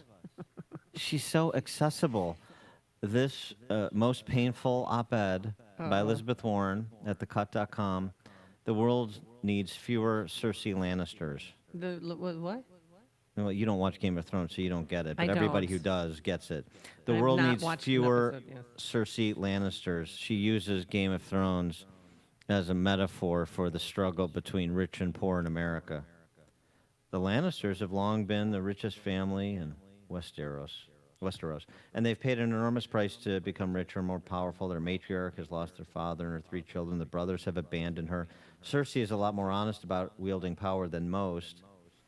I don't care about checking my worst impulses, she tells Tyrion in the season 7 finale. Oh, she's just so on top of it. I don't care about making the world a better place. Hang the world. The Lannisters' gold mines under Casterly Rock went dry a long time ago. Without pillaging the Tyrells, her regime's coffers would have been empty, and on and on and on. It is so absurd. She is a cartoon character. But it's not inconsistent with the fictional world she lives in, where she's 1,024th Native American, where she's Tom Joad from the Dust Bowl. Right. And so many of her fellow travelers running for president as well. For more on this topic, we're pleased to be joined again by Jim Pethokoukis. He's a CNBC contributor and columnist for the American Enterprise Institute, and he used to be an important person in Illinois because he was our state's most successful Jeopardy champion. Now that's James Holzhauer, and I don't even know why we're talking to Pethokoukis anymore. Jim, you're on. Listen, I'm happy to be here. I'll supply whatever Game of Thrones. I'm not here to talk about Game of Thrones, right? Any kind of Game of Thrones analysis I can. I am ready to go. Are you? Okay. Oh, yeah. Right. 7 save us. Okay. All right. So let's see. Who is Jon Snow in the Elizabeth Warren version of Game of Thrones? I can talk about Game of Thrones. I can talk about Elizabeth Warren. I do not believe I can talk about the intersectionality of the two. Yeah, it is. It's well said. I appreciate your restraint. What about Elizabeth Warren's actual plan to wipe off? She says it would cost $1.2 trillion. It's all paid for with her wealth tax. Wipe out up to $50,000 in student debt, and everybody gets free college, and as well as enough money to pay for party time too. Well, it's interesting that if you look at the kind of people who like default on their debts, they're not with $60,000 of debt after going for 4 years and getting a degree in statistics. It's people who have like $15,000 in debt and never graduate. So you have to really think about, like, what are you trying to incentivize? What problem are you trying to solve? Listen, if you're a low-income kid, you can get into a college. You're going to get a lot of grants. You may have to take out some loans. But listen, if you're graduating in 4 years and you have $15,000 in loans, that is not a big problem over your lifetime. I think there's a lot of people who have very big loans, who have decent jobs, who graduated in 4 years, who are maybe in their 20s, and eventually they may not be making $200,000 now, but they may in 10 years. Who think, great, she's going to help me out. But those people don't need help. Well, that's not going to get much applause at a CNN town hall. That kind of answer. Please. Nobody in that audience at Harvard, I'd say very few of those people need help. I mean, this is a complete giveaway. Not to mention, you're not doing anything to incentivize colleges to figure out, are they providing a good value with the education? What are they spending on? What are they spending on administrative expenses? What are they doing to make sure kids graduate in 4 years rather than 5 or 6? So she has the incentives completely turned around, but it's much easier to say, I'm going to tax Mark Zuckerberg and you're going to get free college. Well, the other point too, just on this is, and this is something that should be part of the response from people who can, pass an Econ 101 course. Why has so much debt accrued? Why is there more than $1 trillion in college debt? Because the government has subsidized tuition. And so that's why tuition is increased at, 4x, 6x the rate of inflation. So the government has created this problem in large measure and now aims to solve it by just wiping it away with, at somebody else's, with somebody else writing the check. No, I mean, that's right. I mean, that's what I was kind of getting at. You did better than I did as far as what are the incentives for college, knowing that if costs go up, gosh, well, I guess we'll just raise the wealth tax another 0.5% every 5 years.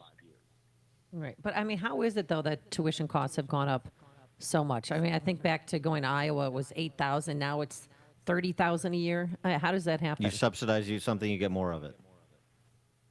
I think Dan explained it pretty well. I mean, it's just what it is. I mean, Jim, I think you're about my age. I mean, Northwestern, when you were there, when I was there, it's increased about 125% in the last 25 years. The tuition there.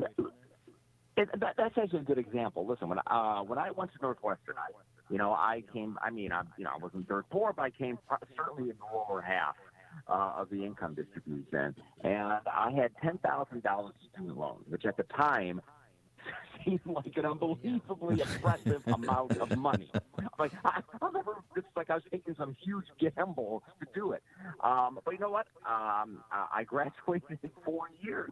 If I had taken out $10,000, didn't graduate, that $10,000 would have been a bigger burden. But again, even over the course of your life, the key is you want kids who can who should be at a 4-year college. You want them to graduate in 4 years, preferably in something with some applicability at some point, either graduate school or a real job. The problem, again, kids who are taking 6 years, not graduating, and then walking out with $25,000 in debt. Those are the kind of kids who are defaulting. Speaking about a lifetime of earning and contributing, who would have thought this could happen? A pyramid scheme called Social Security seems to be running into some trouble with the underlying logic not holding up over time. Report out yesterday that Social Security will be unable to pay current beneficiaries as soon as 2035. Because, it used to be back 50, 60 years ago, it was 20 retirees, 20 people working for every retiree, and now it's more like 3 people working for every retiree, and we're running into some modeling problems with Social Security.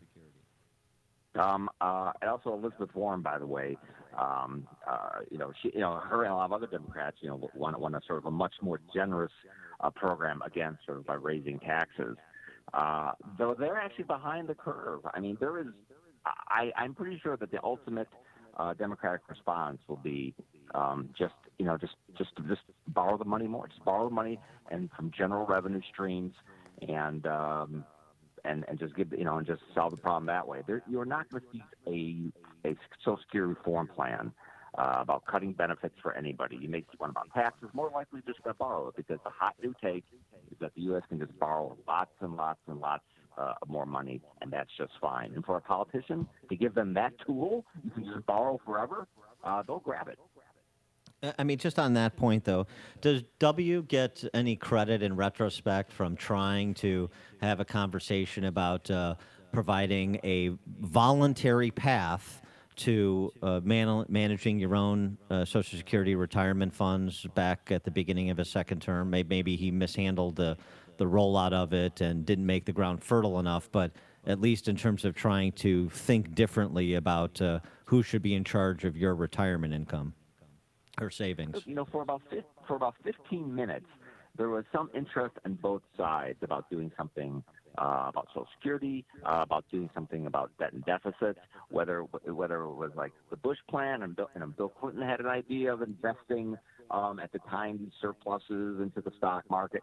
But there's just no interest. There's no interest in, I think, doing any kind of real structural reform to that program. And the easiest thing to do at this point is just put it on the tab. And that I'm pretty sure is going to be the step rather than any kind of grand bargain. And as long as U.S. can continue to borrow money cheaply, it's going to continue to borrow money cheaply. Now, Herman Cain has dropped out of the Fed running, he says, because of a pay cut. Do you think that's the real reason? No. Pay cut? I don't think so. I doubt it. I mean, I don't know. Is that better or worse than I need to spend time with my family? I don't know. Maybe because he's older and doesn't have kids at home, he goes for a pay cut. No, listen. I don't think he was going to get through.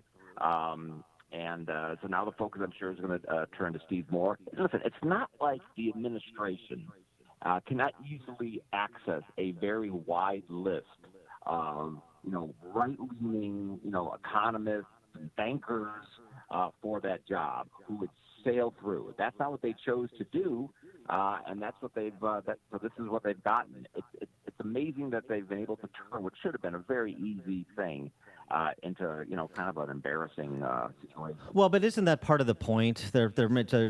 Trump is trying to make a point. I want business people there. I want free market leaning economists there. I don't need somebody who's necessarily a member of the professorate. I don't need necessarily somebody who's a banker. Get smart people who are very good at their jobs. You don't want a PhD economist? Well, you can. Fine. Get a highly successful businessman, maybe who's run a multinational corporation and has had to deal with currency fluctuations, is very well versed in the global economy. Not a guy who ran a pizza chain like 30 years ago and has been deeply immersed in gold buggery since then. Well, but Cain did serve on a regional Fed board, right? Yeah, in Kansas City. Basically, that job, the only thing you really do with that job is pick the next president of that bank. He wasn't there like with spreadsheets and PowerPoint presentations. No, I mean, going over the equations in the papers. It's not much of a qualification. Well, I understand, but that's a fair point. But I mean, the op-ed he had in the Wall Street Journal last week about the importance of a stable dollar, that was not kookery. That was, I thought. I'm no expert. I'm not a nominee for the Fed Board of Governors, but I read a lot. Dan. I've written a lot about that. I do not belong on the Federal Reserve, all right? I think people in the Federal Reserve should be people who have deep experience in business, banking, economics. I think I'm very good at what I do. I think when you're on the Federal Reserve Board, it requires a certain kind of person with a certain kind of background. And it's not hard for the president to find someone with that background. You don't want a traditional PhD economist? That's fine. There are other deeply experienced people you can find, but he chose not to do that. He chose people who are I think political activists. Would be sort of his hands of the king on the small council. There you go, Game of Thrones on the Federal Reserve Board. That's what he wanted. And these are the kinds of people he finds. He could do much better. For the Supreme Court, he came up with that list of like 50 well-qualified people. Why doesn't he do the same thing with the Federal Reserve? All right, fair enough. And we began with Game of Thrones. We end with Game of Thrones. Jim Pathakoukas, CNBC contributor, columnist for the AEI, the American Enterprise Institute. Jim, thanks as always for joining us. Appreciate it. Thanks, gang. Bye. And he joined us on our turnkey.pro answer line. Listen to podcasts of Dan and Amy from the AM 560 mobile app. Download it today at 560theanswer.com/mobile.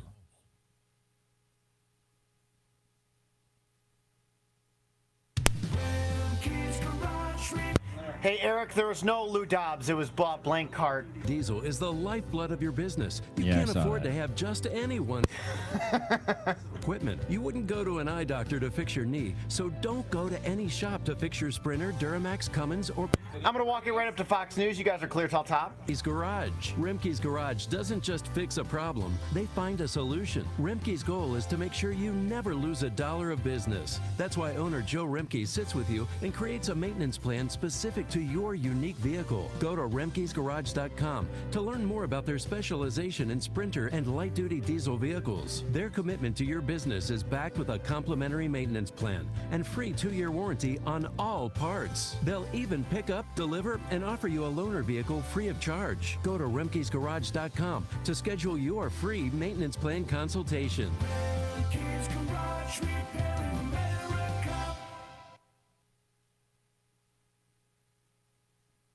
Paint issues. Call the professionals at CertaPro Painters right away to take care of your home. Our front porch and back porches were chipping and peeling, just an eyesore. But CertaPro Painters swoop. Stand down. Lou Dobbs was my fault. They also painted a majority of our rooms in our house. The quality. Program, all the next-gen POC got shocked and everything got knocked out of program 1, 2, and 3. Time to change your wall That color makes or much more exterior sense. and transform your. I don't want you digging for a problem that doesn't exist. I will regain They've my got normal you covered heartbeat with in-home momentarily. color consultation or. Don't put it off. Time to hire CertaPro Painters, your residential and commercial painting expert. Schedule a free estimate online at CertaPro.com. That's Certa with a C, or call 1-800-GO-CERTA. Each CertaPro Painters business is independently owned and operated. CertaPro Painters, we do painting, you do life. Liberty Mutual Insurance presents.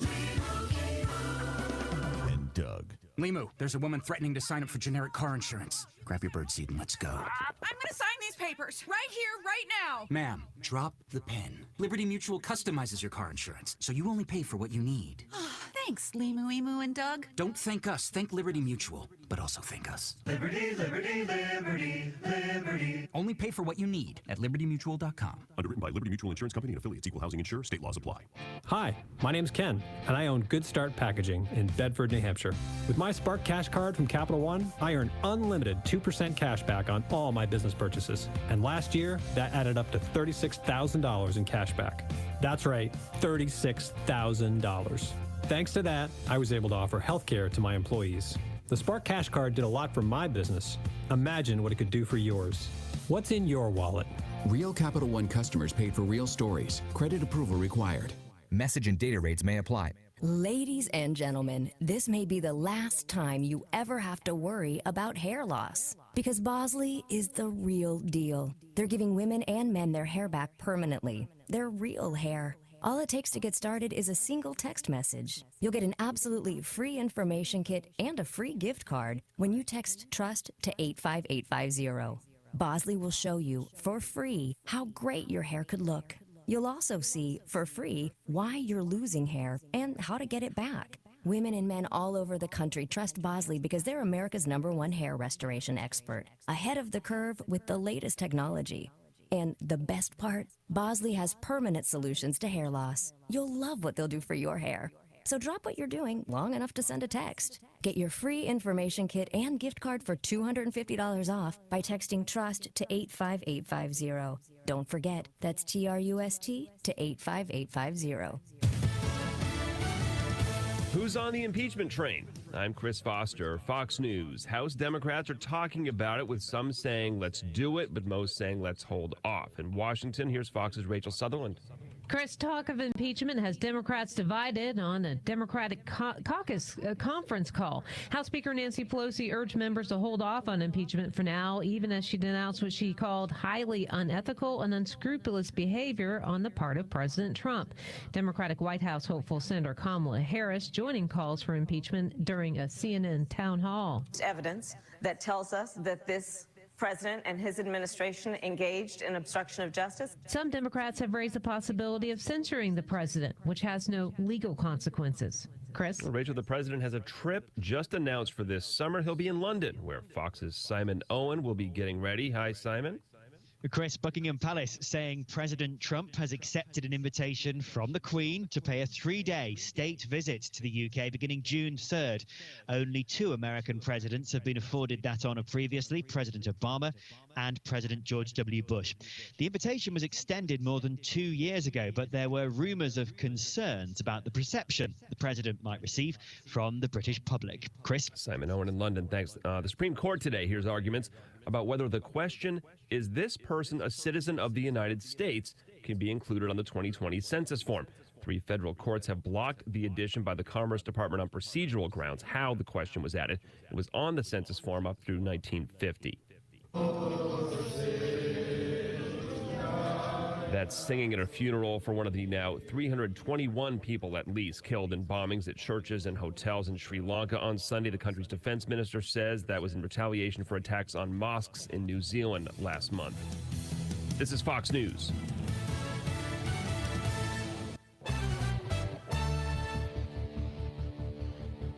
Skies are gray. We have 51 degrees at 7:02 on AM 560, The Answer. And good morning. I'm Mike Scott. Here are the stories we are following on WIND Chicago. A man is dead following a fire on Chicago's northwest side. The blaze broke out early this morning in the basement of a 2-story home on North Keystone Avenue. Chicago Fire says the cause is under investigation, but preliminary reports say it was accidental. Chicago police brass say Easter weekend was a bloody one in the city. 29 were shot, 4 were killed. The office of embattled Cook County State's Attorney Kim Foxx is confirming that she has received a number of threats following her controversial decision to drop charges against actor Jussie Smollett. Former Illinois Lieutenant Governor Evelyn Sanguinetti is running for Congress, tweeting out that she will seek the Republican nomination in the 2020 race against struggling first-term 6th Congressional District Representative Democrat Sean Casten. Police in Indiana say they now believe the man who killed 2 teenage girls while they were hiking has close connections to their small town. Indiana State Police Superintendent Doug Carter. We likely have interviewed you or someone close to you. We know that this is about power to you, and you want to know what we know. And one day, you will. The bodies of 14-year-old Liberty German and 13-year-old Abigail Williams were found in the woods the day after they disappeared in February of 2017 in Delphi, about 60 miles northwest of Indianapolis. Former retail giant Sears will shut down its Oakbrook. Nordlinger on line 10 will take him here. A remodeling that took 13 months to complete. Short-term liquidation sales started yesterday. White Sox beat the Orioles 12-2. Cubs take on the Dodgers tonight. The news, a service of DEA Take-Back Day. Your unused prescription drugs could end up misused or stolen. Keep them safe, clean them out, take them back at the DEA's National Prescription Drug Take-Back Day, Saturday, April 27th, DEATakeback.com. 7:04. A check of traffic and weather on the way next on AM 560. Mike Gallagher can see right through the mainstream media. The president called these MS-13 gang members animals, and this gets morphed into the president calls migrants animals, and it's fake news. And of course, if the mainstream media wasn't so corrupt, there'd be a clarification from them saying, wait a minute, that's not what the president said. The Mike Gallagher Show, weekdays at 9, right before Dennis Prager at 11 on AM 560. The Answer. Spring has sprung, and there's never been a better time to give your bedroom the makeover it so badly needs. Make your bed more comfortable and save some money in the process during the Boll & Branch Think Spring Sale. Hi, I'm Scott Tannen, founder of Boll & Branch, makers of the world-famous ultra-soft sheets that are loved by 3 U.S. presidents and millions of Americans. You know our prices are always great, but right now, everything at BollandBranch.com is 20% off. I'll say it again, 20% off. That means our award-winning sheets start at just $160, and shipping is free. These are $1,000 sheets for less than a couple $100. And you can save on our towels, blankets, pillows, even our award-winning mattress. Don't miss this sale. We don't have them often. And remember, Mother's Day is just around the corner. The Think Spring Sale is ending soon, so get 20% off everything before it ends at BollandBranch.com. That's BOLL and branch.com. BollandBranch.com.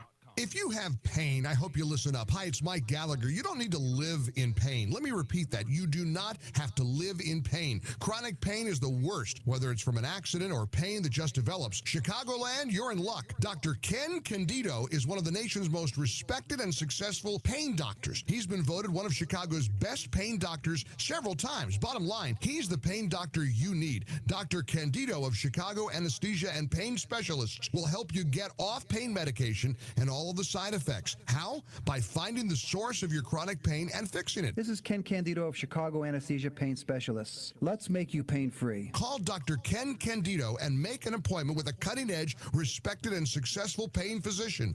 Go to mypainchicago.com. That's mypainchicago.com. Thousands have been helped with their chronic pain, and you could be the next one. Get the phone number and all the info you need at mypainchicago.com. That's mypainchicago.com. You work hard. You know what it takes to succeed. Now it's time to put your experience to work and launch your business. For a limited time, Express Employment Professionals will give you $25,000 to open your franchise. Get to know Express. Visit expressfranchising.com today. 7:07. Let's get a check on the roads in the AM 560 Traffic Center with Jim Talamonte. The eastbound Reagan Tollway has heavy delays from Highland to the Tri-State. The northbound Tri-State delays are from 115th and Ridgeland to the 83rd Street Toll Plaza, 75th to the Hinsdale Oasis, and then from 31st up to North Avenue. Veterans Memorial still looks okay. Down Edens, 27 minutes Lake Hook to Montrose. Kennedy, inbound delays start at Canfield. 46 minutes O'Hare to downtown. 25 from Montrose, 23 in the Express. Eisenhower, 45 minutes, 390 to downtown. Stevenson, an hour, 355 to Lakeshore Drive. Minus 32 minutes from 95th to downtown. I-57, 27 minutes, I-80 to the merge, Bishop 424. Northbound Lakeshore Drive's heavy from Stevenson to Roosevelt. It's traffic. I'm Jim Talamonte on AM 560 The Answer. Chicago's Morning Answer continues next, and your official Chicagoland weather forecast. From the 1 Hour Heating and Air Conditioning Weather Center, here's our meteorologist, Steve Williams. Clouds give way to some sun. It'll be cooler today, the high near 62. Some patchy clouds tonight, low 41. Sunny day tomorrow, the high 68. And then Thursday, times of sun and clouds, a passing shower in the afternoon, the high 72. I'm Steve Williams on AM 560, The Answer. Skies are gray, 51 degrees. Next news, 7:30. And Chicago's Morning Answer with Dan and Amy continues next on AM 560, The Answer. Watch today's show live right now on the Income Store live video stream at 560theanswer.com. This is Chicago's Morning Answer with Dan Proft and Amy Jacobson on AM 560. The Answer.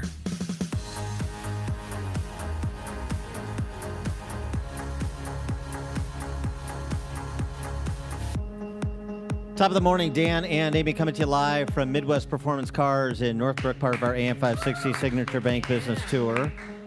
And we're talking about the bombings in Sri Lanka on Easter Sunday, targeting the Easter worshipers, to hear the D.C. Press Corps report it. Didn't know that was a group. I thought we were just Christians. And Catholic, aren't we? Yes. And Catholic specifically. Yeah. Roman Catholic churches. Yeah, two of the churches that were targeted were Catholic. All of them. All of them were Catholic churches. Yeah. And so there's something there. And I suggested that the Easter worshipers phrase was purposeful, because the D.C. Press Corps, the International Press Corps, cannot associate Christianity with persecution. And asked for a response to that. And the Washington Post gave it to me. This headline. Ready? I'm ready. Christianity under attack? ?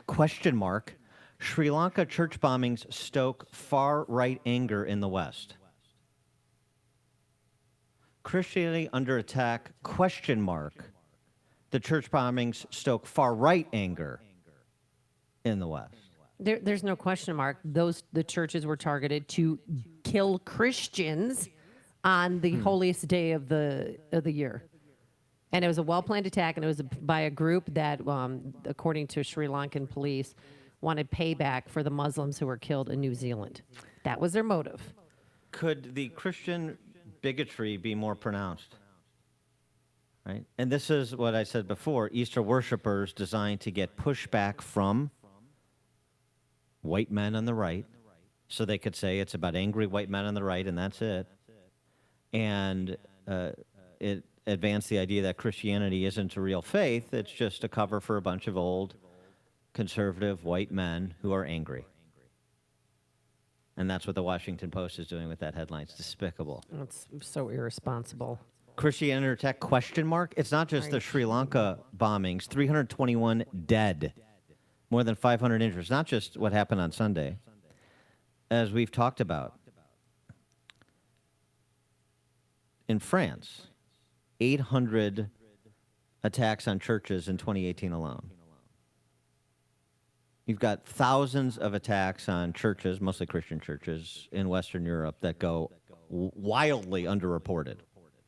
You had the persecution of Coptic Christians and Christians in the Middle East. Wildly underreported. One of those killed a 5th grade girl from Sidwell who was at the church. A brilliant mind who was going to be a neuroscientist, and now he won't make it to his 12th birthday. Sidwell Friends. Sidwell Friends, excuse me, in a Washington, student D.C. from D.C., one of the Americans killed. Father. It's unbelievable. For more on this topic, we're pleased to be joined by Jay Nordlinger. He is a senior editor for National Review and the music critic for the New Criterion, our friend Roger Kimball's outlet.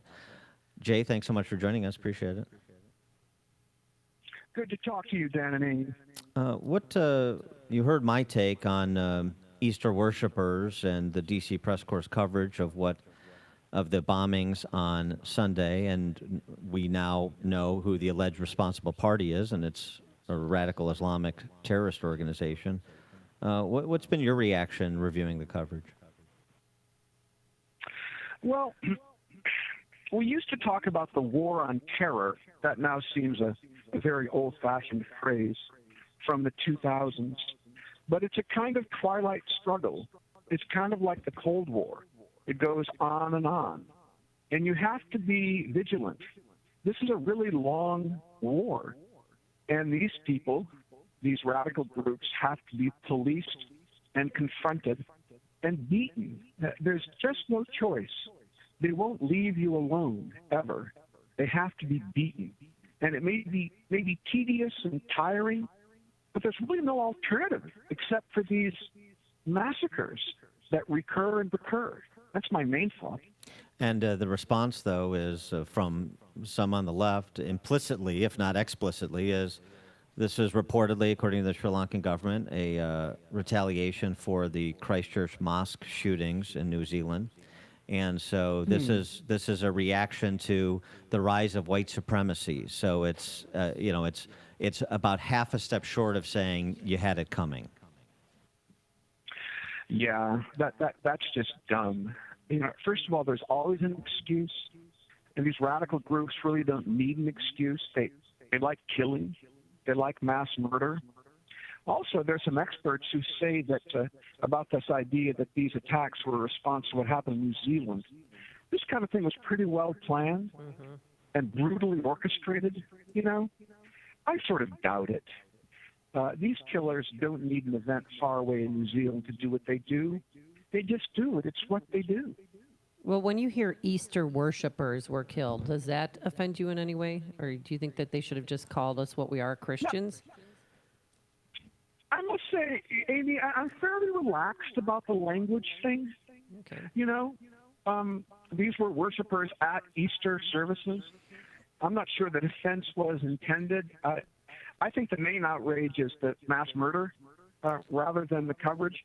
But I certainly see the point about the coverage, including that question mark, which was just dumb. Yeah. And, of course, it's not just the far right who are outraged about this and alarmed. It's any decent human being, including Muslim. Well, that's true. And certainly our peaceful, pluralist Muslim friends like Judy Jasser at the American Islamic Forum for Democracy would be leading the charge in that direction. But the language, obviously the murder is the most important thing, but the language, I just have to challenge you, is important. And Barack Obama, Easter worshippers. Hillary Clinton in her tweet, Easter worshippers. Julian Castro. I don't think that's accidental. I think it's purposeful, and I think it's political in nature. This is an opportunity to score political points, and one of the ways you do that is by continuing to politicize faith. Well, you think this is an avoidance of the C word, Christian? Yes. That could be. Could be. That ought to be confronted. People ought to speak plainly, you know? And the older I get, this doesn't apply to merely this area, but I don't know how you two feel. I may be older than you, but the older I get, the less I like euphemisms. The more I like straight. Exactly. You know, just tell it straight. Exactly. Switching gears to secular concerns, you had big CNN town hall. All the stars were out, and all the Harvard students, too. Elizabeth Warren, in advance of that, made the big splash with her college debt forgiveness / free college plan. How do you react to that proposal, which is not dissimilar from what Comrade Bernie and others running have proposed, and Warren's candidacy generally? Well, this is the opportunity to play Santa Claus. You know, I'm giving away stuff. I come bearing presents. Someone else will pay for it, of course, these rich people who may not even deserve their riches. And I imagine it'll play pretty well in the Democratic primaries. But there's also a lane, so to speak, for a normal candidate, I think, someone who might appeal to moderate Democrats, because they do exist, even if they're not activists. And it seems to me so strange that in this Democratic field, Mayor Pete, who ought to be the kind of out there guy, seems the prim traditionalist. It's just weird. I will credit Elizabeth Warren with having ideas and talking about ideas. Now, I think they're wrong ideas. I think they're bad ideas. But she does have them, and she does propose them, and she's prepared to win or lose over them. And I think that's a fairly good thing, rather than just the hot air you hear from many candidates. Well, speaking of hot air, Bernie Sanders last night wants felons to vote. How do you feel about that? While incarcerated. While incarcerated.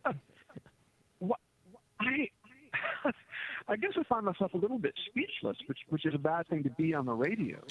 You know, I'm surprised it's even a debate. And I think if Democrats continue to go down this path, we might as well just cancel the election and declare Trump for a second term, because it's just radical nonsense. Democratic primary voters might accept it, although that remains to be seen.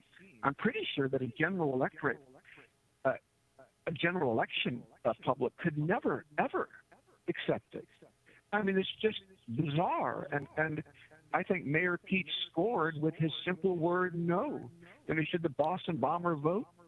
No. Yeah. That's straight talk, and I don't mean any sort of pun or joke about that, I promise. Well, I mean, he was reasonable last night. Well, is he? I mean, what is so nice. The bar for moderation in the Democrat Socialist Party is remarkable. Mayor Pete can say the Boston bomber shouldn't be able to vote while incarcerated, which will be for the rest of his life. But I mean, he's on board for reparations. He's speaking the same lingo as Kamala Harris when it comes to reparations. I mean, this is the voice of moderation. If you're just unwilling to wait for felons to get out of prison before they can vote, then you're this kind of fascinating moderate candidate for president who's the mayor of a town of 100,000 people. This is insane. That's right. It's very much a relative thing. It's strictly relativism. A lot of these candidates sound like the campus left. And this sort of thing might be popular on campus. Will it be popular with a broader audience? I seriously doubt it. It seems that Democratic politics for the capital D has gone nuts. I even find myself these days sometimes nodding at what Nancy Pelosi says. And she sounds like an adult talking about AOC and so on. She was the ultimate San Francisco Democrat. And I couldn't believe at the time that she was going to be Speaker of the House, the first time I mean, because she was one of the most radical people in the caucus, a San Francisco Democrat, to quote Jeane Kirkpatrick in that great speech at the 1984 Republican Convention. And here, Nancy Pelosi seems like sort of a moderate, sensible, sober woman trying to tamp down the radical children in her midst.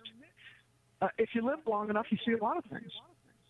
He is Jay Nordlinger, senior editor for National Review, music critic for the New Criterion. Jay, thanks as always for joining us. Appreciate it.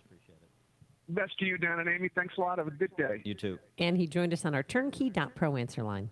The more you listen, the more you'll know. This is Chicago's Northridge Prep Live in 1 minute. Northridge Prep. The Answer. Is your parking lot an eyesore for you and your customers? Convenient and safe parking may be one of the most overlooked aspects of your business. You've neglected your parking lot for way too many years. It's falling apart and could be scaring business away. Pavement Solutions knows your parking lot takes a beating. With proper care, you can extend the life of your current lot with Pavement Solutions certified specialty blend called Gem Seal Black Diamond and Duramax. Yeah, it's a mouthful, but it's the best seal coat product in the industry. It'll protect your lot from sub-zero temperatures to a scorching 110-degree day and features an abrasive, non-slip coat for safety and durability. With Enduramax, your lot will have that brand new feel and look at a fraction of the price of a new lot. You and your customers will be safe and your business will look great. Call Pavement Solutions at 815-675-0696. That's 815-675-0696. Stand by. And learn about getting 5% off and a free estimate for your next project. 815-675-0696. With summer fast approaching, now's the time to fill your son's schedule with athletics, STEM, and academic enrichment camps at Northside Prep's summer programs for boys, grades 4 through 8. For the week of June 17th through the 21st, drop your son off at 9, pick him up at 3 for a full day of fun. In the morning, a choice between basketball skill builder and wrestling technique and strength. In the afternoon, Battle of the Civil Wars, or battles of the Civil War. When they dress up? I don't know if they do reenactment. That's a good question. Maybe they should at the end of the year. Or you have choice between that, Battles of the Civil War or robotics, introduction to mechanical design. That's a full week of sports and experiential learning to keep your son developing his interests and skills this summer. Here's what Chicago Bulls GM Gar Foreman had to say about our basketball skill builder camp. Quote, when it comes to teaching offensive skill development in youth basketball, Coach Ray provides as complete and detailed an approach as I have seen, unquote. That Coach Ray is Will Ray, former Loyola coach, D1 coach, who is the athletic director at Northridge Prep. Seats are limited for all camps, and some, like the Dangerous Camp for Boys, are already 100% filled up. Learn more, register online at northridgeprep.org/summer. That's northridgeprep.org/summer. Hey guys, Ken here from the hit podcast Today's Growth. Balance of Nature in 50 seconds. Balance of Nature live in 50 seconds. France. It all depends on the bicycle. It depends on their vehicle. Both on a 10-speed and the pro racer is going to win every time. But put the racer on a tricycle and the 11-year-old wins every time. You see, it's not the driver, it's the vehicle. When it comes to generating revenue, it's exactly the same. If you have a job or a small business, you are riding a tricycle. You can only go so fast. If you need to make up lost ground, it's not going to happen on a tricycle. No matter how fast you pedal, it's simply not going to win the race. Why do many people with no schooling and no advanced degree often become very wealthy? Simple. They choose to only ride 10 speeds. When it comes to helping people create their next revenue model, both Forbes and Inc. recommend Income Store as a can't miss when it comes to putting people on a 10-speed. Could your household or business use an additional revenue model that does? Stand by for balance. If so, you need to check out IncomeStore.com. That's IncomeStore.com. All that bad. I have it in my hand, my Balance of Nature. I've been taking it for the past 3 weeks and feeling more energetic, and I have less pains in my joints, if you know what I mean, because that happens when you get older. And right now you can take Balance of Nature too. Go to balanceofnature.com, type Chicago in that promo code for free shipping. And you can also lock in your order for a year, and as a way of saying thanks, they will ship you Balance of Nature absolutely free. It is 10 different servings of 31 different fruits and veggies, all in a single capsule. No dyes, no preservatives. It's all natural, because we all have to admit we are not eating enough fruits and vegetables on our own. And that's why Balance of Nature is so great. And those testimonials you hear right here on AM 560, oh, they're real. I've met Dr. Douglas Hauer. He's the founder of Balance of Nature.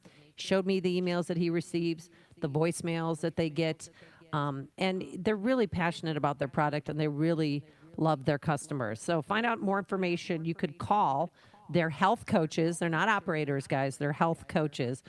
800-246-8751. That's 800-246-8751. Or order your Balance of Nature by going to balanceofnature.com, promo code Chicago. AM 560, The Answer.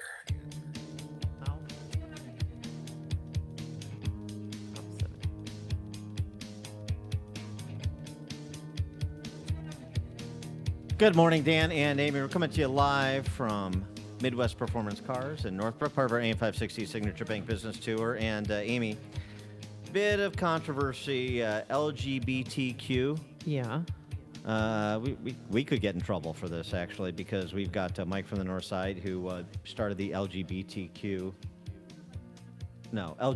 party, Love Guns, Bacon, and Trump. Yeah. Right? That's what he did with that acronym. A Kentucky barbecue joint is created a bit of a stir after their T-shirt offering with using the acronym LGBTQ. Yeah. Mm-hmm. I support LGBTQ. Liberty, guns, Bible, Trump, barbecue. Little. Like the Q and the barbecue. Yeah. Yeah. Because it really, barbecue starts with a B, but okay, I get it. Yeah, and the Bell's Smoking barbecue owner, Jamie Smith, said that it went viral pretty quickly. Before even advertising the shirts on Facebook, he had sold about 100 of them, and then his post went viral, and then he was, of course, inundated with all the negative comments from the PC minders. Has he gotten death threats?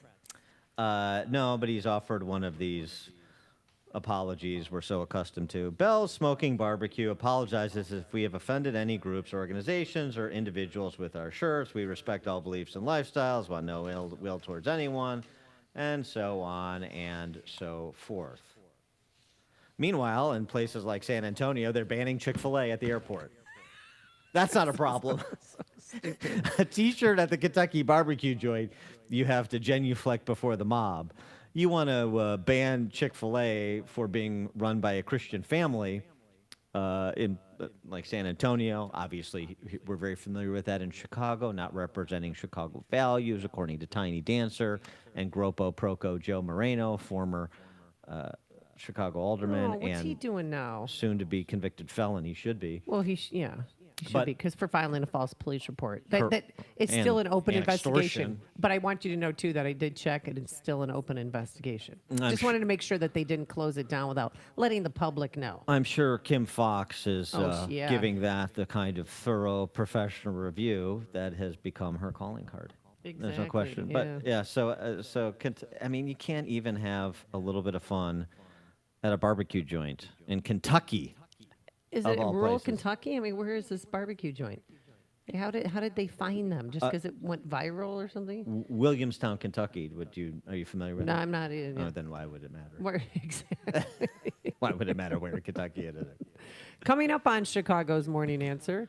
At 7:37, we're going to be joined by the owner, principal of Midwest Performance Cars, Andy Bizup, who's got a facility here in Northbrook where we're broadcasting, as well as down on Lake Street in the West Loop in Chicago. We'll talk to him about auto repair and maybe about Amy getting a car worthy of an adult. I feel like this is going to be a minivan intervention or something. Are you guys planning the big sit down with me? And You'll find out at 7:37. Okay, and then later you have to hear the story, what one NFL quarterback has done for his linemen because they keep him safe, and he wants them to keep him safe on the field. But first, let's head back into the newsroom to get news from here at home and around the world. Here's the one, the only Mike Scott. Clouds and 51 degrees, and it is deadline day for the IRS to give President Trump's tax records to a congressional committee earlier this month. You may recall the House Ways and Means Committee ordered the tax agency to turn over 6 years of Trump personal and business tax records. Unlike presidents and some candidates going back to the 1970s, the president has refused to release his tax returns. The Sri Lankan Defense Ministry says the Easter morning bombings that targeted Christians and killed more than 320 were carried out to avenge the deaths of Muslims in attacks on 2 mosques in New Zealand. An extremist group is charged with shootings that killed 50 during Friday prayers at 2 mosques in Christchurch, New Zealand last month. Tens of millions of Americans will only get about 80% of their Social Security benefits by 2035. The annual trustees report released on Monday projected the program will be spending more than it's bringing in by 2020, and trust funds will literally be tapped out by 2035. Queen Elizabeth is going to be hosting an official state visit for President Trump and First Lady Melania. The Trumps will visit the UK from June 3rd through 5th. Meantime, the president will meet with Prime Minister Theresa May and attend a ceremony in France marking the 75th anniversary of D-Day. Guest mic check. Hello. Guest mic check. Indiana University continues to grow this morning. IU Health Center Medical Director doctors yesterday gave an update on the first 19 cases. 16 of them have recovered and are back at classes. 3 of the cases are still in isolation right now. Of those 19 cases, we have not had any major medical complications. Rupp says this morning even a 20th case on the Bloomington campus was confirmed as updates were given. A man is dead following a house fire on Chicago's northwest side. It broke out early this morning in the basement of a 2-story home in the 4800 block of North Keystone. A man recovering after he jumped out of a vehicle that was rolling into Lake Michigan on Chicago's south side. Chicago police tell us the man was driving last night in the 6500 block of South Promontory Drive when he fell asleep, jumped from the car before it landed in the water. He remains hospitalized in good condition. Naperville native James Holzhauer continues to dominate the game show Jeopardy! The Naperville North grad won just over $90,000 on yesterday's episode, bringing his 13-day total to nearly $943,000. Jose Abreu belts a 2-run home run. White Sox beat the Orioles 12-2 in Baltimore. Cubs open up a 3-game home set with the Dodgers tonight. The News is a service of DEA's Take Back Day at DEATakeback.com. Your unused prescription drugs could end up misused or stolen.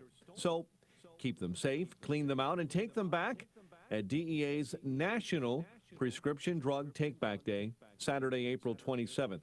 Find a collection site at DEATakeback.com.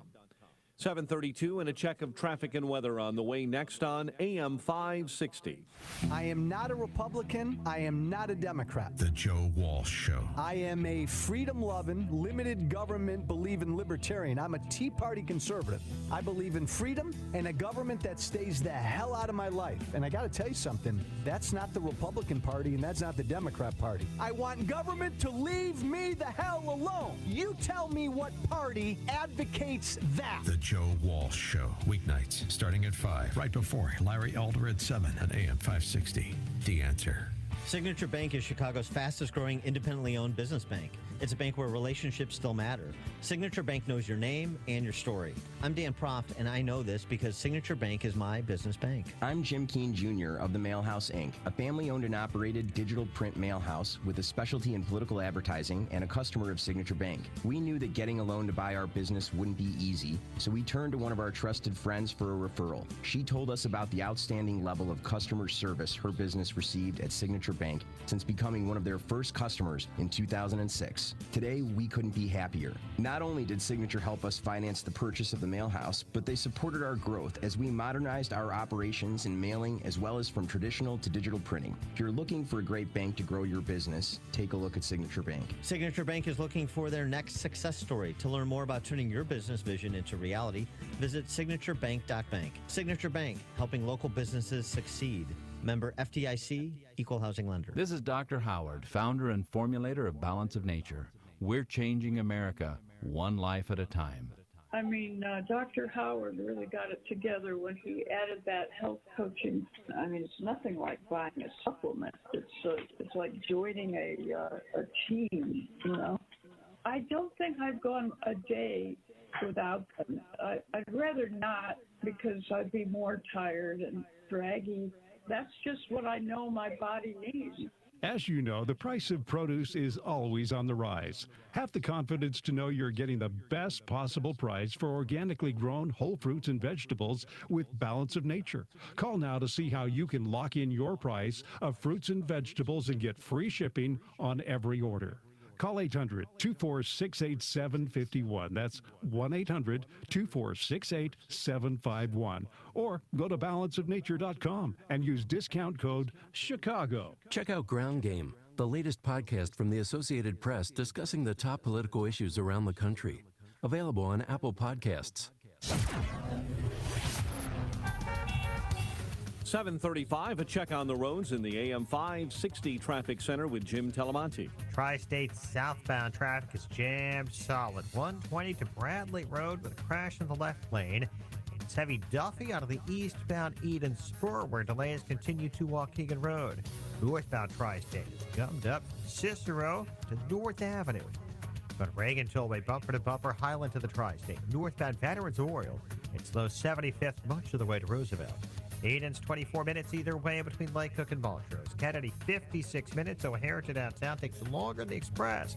Eisenhower 55 minutes, 390 to downtown. Stevenson an hour, 355 to the drive. Ryan 34 minutes, 95th to downtown. I-57 Bishop Ford both 28 minutes, 90 to the merge. That's traffic. I'm Jim Talamonte on AM 560 The Answer.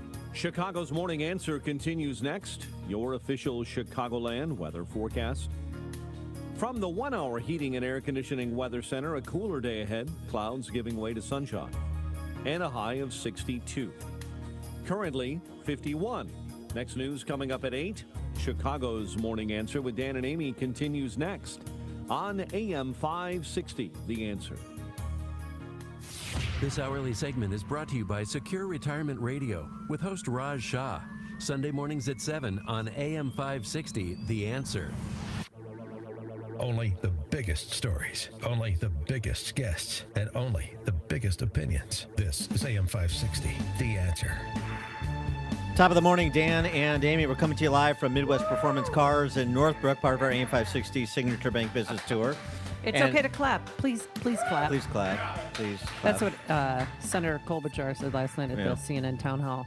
Yeah. Please clap. I tried to impeach Michelle Bachmann. Yeah. By the Midwest Performance Cars is a Signature Bank client.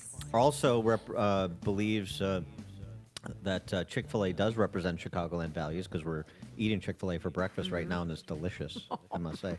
Andy Bizub is the owner, founder of Midwest Performance Cars. Hi. Hi. Thanks for joining us. Please clap. Also, he's a participant. He can play a little golf, play a little stick, and his son's a really good player. Yeah, you guys won our tournament last year. That's what we do. What were you, 18 under or 22 under? I think we were like 25 under, there 28 you go. under. Some ridiculous It's a big Let's number. just go with 30 under, huh? Yeah, that's Okay. a good round number. Yeah. Midwest Performance Cars. So you were a trader for a long time. 25 years at the Board of Trade. And then you started this business a few years back. What was the impetus to start the business? Well, I mean, the commodity business was evolving very quickly, and I had evolved with it for years, and it was getting at a time where I knew it was going to end someday, which is, you kind of stay up to date with technology and everything. So it was I didn't want to do another evolution in that business, so I decided to retire from that. And at the same time, I was a customer of this shop since 2007, and I found out that it was about to close, about to go out of business. People were great, location was great, just needed some professional management, needed some more capital invested in it. So I put together a deal, acquired the business, kept everybody on. I have a great crew. I mean, they're absolutely my number one asset is the people I have working for us. What has been the biggest obstacle, though, so far? Something that you didn't foresee when you took over the business? Well, really getting the I wanted to get the word out to the existing customer base that we were still there, but things were different. Everything was moving ahead. We were getting new equipment. The place was getting cleaned up. There was a new sheriff in town, but it was going to be the same dependable service that they always had. Yeah, and you're a bit anal retentive. I mean, I've never seen a cleaner place in my life. We like to keep it clean. It's immaculate. How long did it take you to clean up the business once you took over? The one downtown took us about a year to get cleaned up. We took out 3 dumpsters of trash, and then scrubbed the floor incessantly every 2 days for a month to get all the grease and oil off the floor. Wow. And it's funny because I still, of course, being an owner, I still walk in and I see all the dirt. But when our customers come in, they're always amazed because it's in a 100-year-old warehouse building, right? So it's exposed brick and it's very vintage looking, and people love the feel of it, and they're like, "Wow, I can't believe how clean it is." But of course, I'm always that's what the discerning car enthusiast demands. Right, and we're servicing very, very high-end cars. I mean, 50% of our business is Porsche downtown. Oh yeah. So and then the rest of the Germans, and then some really oddball stuff that no one else in the city works on. But we have a clientele that expects a certain level of service, and we are more than happy to provide that service. Oddball stuff like superhero a Fiat stuff. Jolly. A what? We have 2 Fiat Jollies in the shop right now. They're very small. If you Google it, it's a very small little Italian car that runs about $100,000 to $150,000. Have you ever worked on a 2008 Chrysler Town and Country used minivan? No. I mean, that is a rare gem. Yeah. Well, it's a rare because so many of them rusted out and they're off the road now. Oh, she's yeah. Ouch. That's why we brought this G-Wagon in for you. It's ready to be take home on trade. Now now by contrast, I'm having a little problem with the nitrous switch on my car. Here we go. And I'm wondering if you you work with specifically. Tom, my performance specialist can get you all set up. We just added 100 horsepower to a 2018 Porsche 911 through a custom tune. Yeah, so it went from 450 to 550. What's the fastest car on the road? Porsche 997? Porsche 917, the hybrid. Oh, really? Yeah. The hybrid, that thing's an inherent grand. So I want my car to be faster than that. So why? So you can avoid the police on the way up here in the mornings? Avoid them. You can't shake them, man. Boy, it's good to interact with law enforcement from time to time. That's right. We support law enforcement. Encourage them. Right. Yes, for the and good we work are, they do. that's great. A little segue. We're big supporters of the 100 Club. We have been. Yeah, that's right. Yeah. Yes. I started supporting them when I was at the board. I got brought in by some board guys.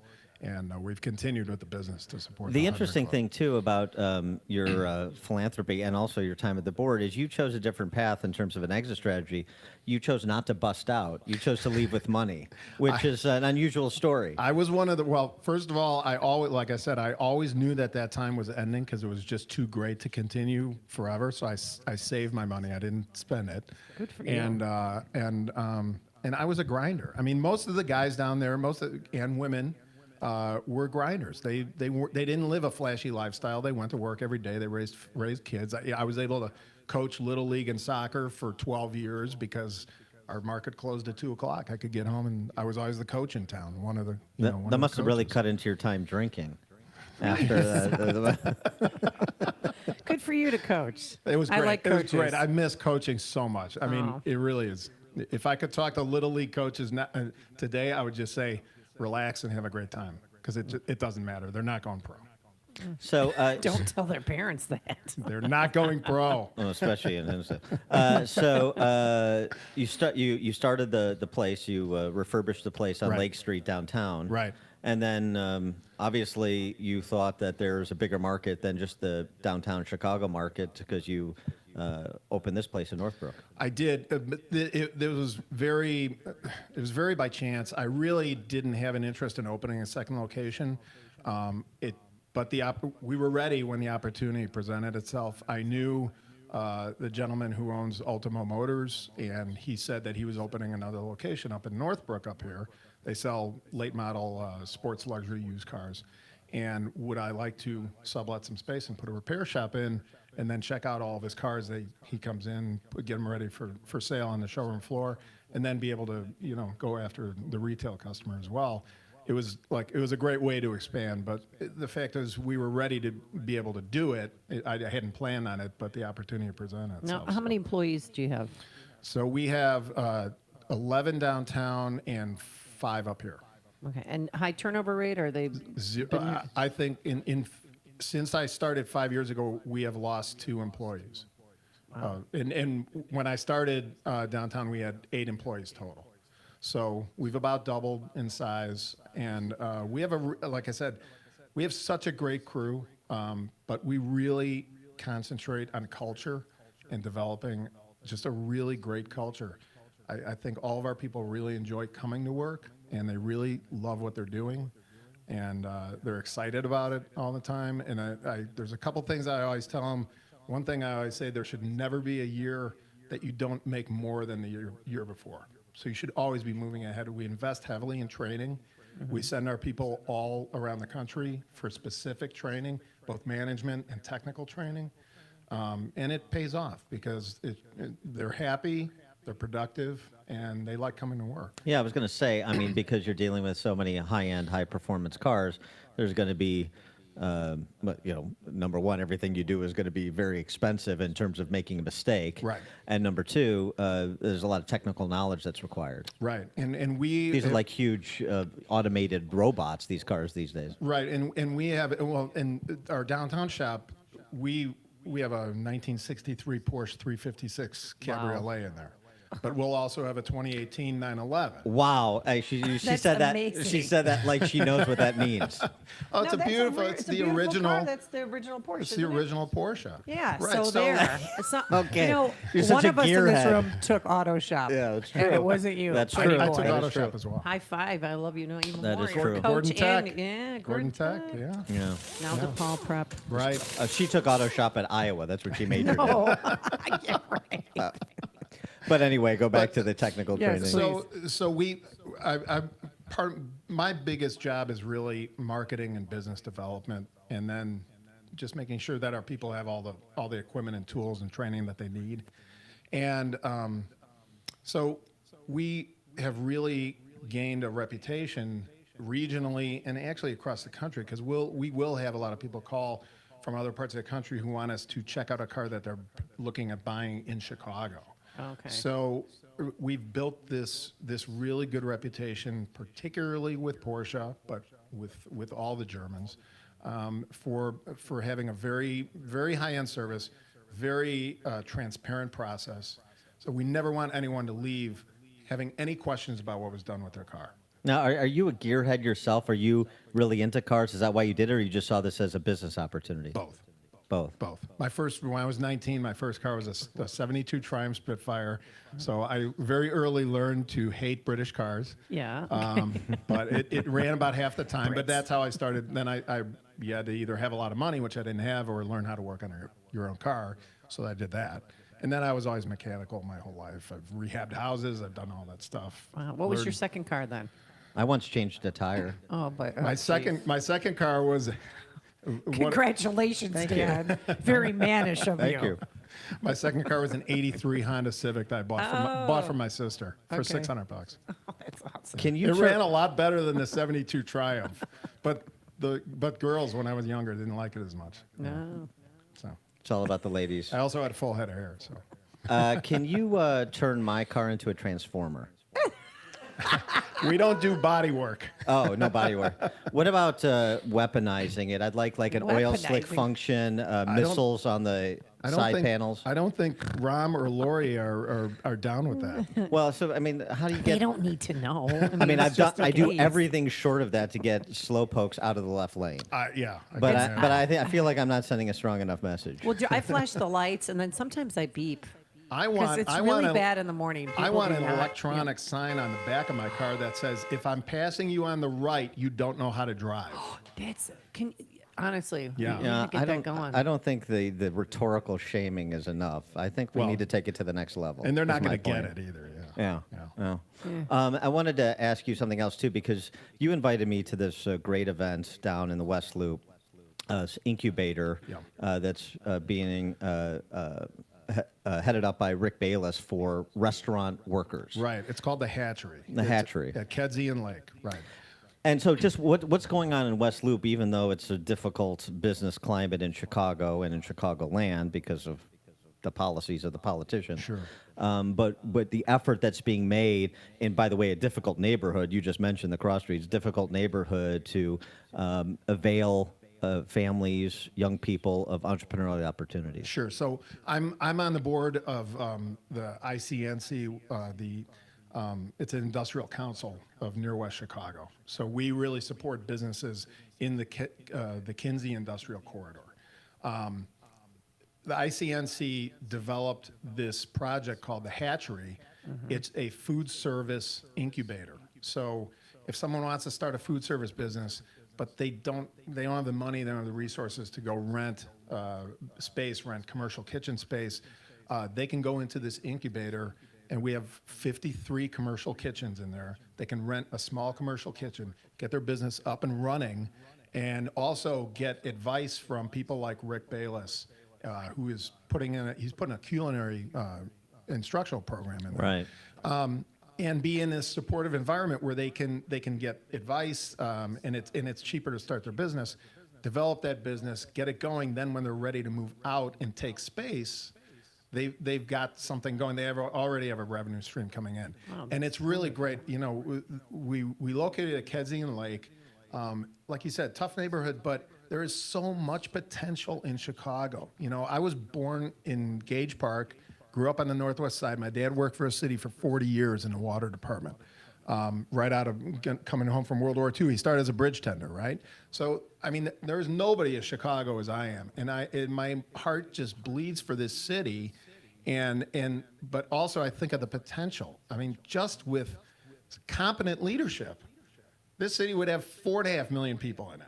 I know. You know, and just Instead, be burgeoning. we're losing tens of thousands. Yeah. Every And I'm year. tired of I'm tired of it being the haves and the have-nots. And if we can move the prosperity that the West Loop, the near West Side is undergoing, and just keep it creeping out, and the job creation will just alone will have huge effects. And the hatchery is a green shoot in that direction. Again, food service industry. I said restaurant. It's much broader than that. Food service industry. Right, and the restaurants are clamoring for people to hire, and this will also be a training ground for those people. He is Andy Bizub. He is the owner of Midwest Performance Cars, location in Lake Street. What's the Lake Street location address? 1385 West Lake. All right, 1385 West Lake in Chicago, up here in Northbrook, right off Shermer Road. If you're a discerning car enthusiast, as I am, this is the place you want to go. Andy, thanks so much for joining us. Appreciate Thanks for it. having me. Where is my automobile? Automobile?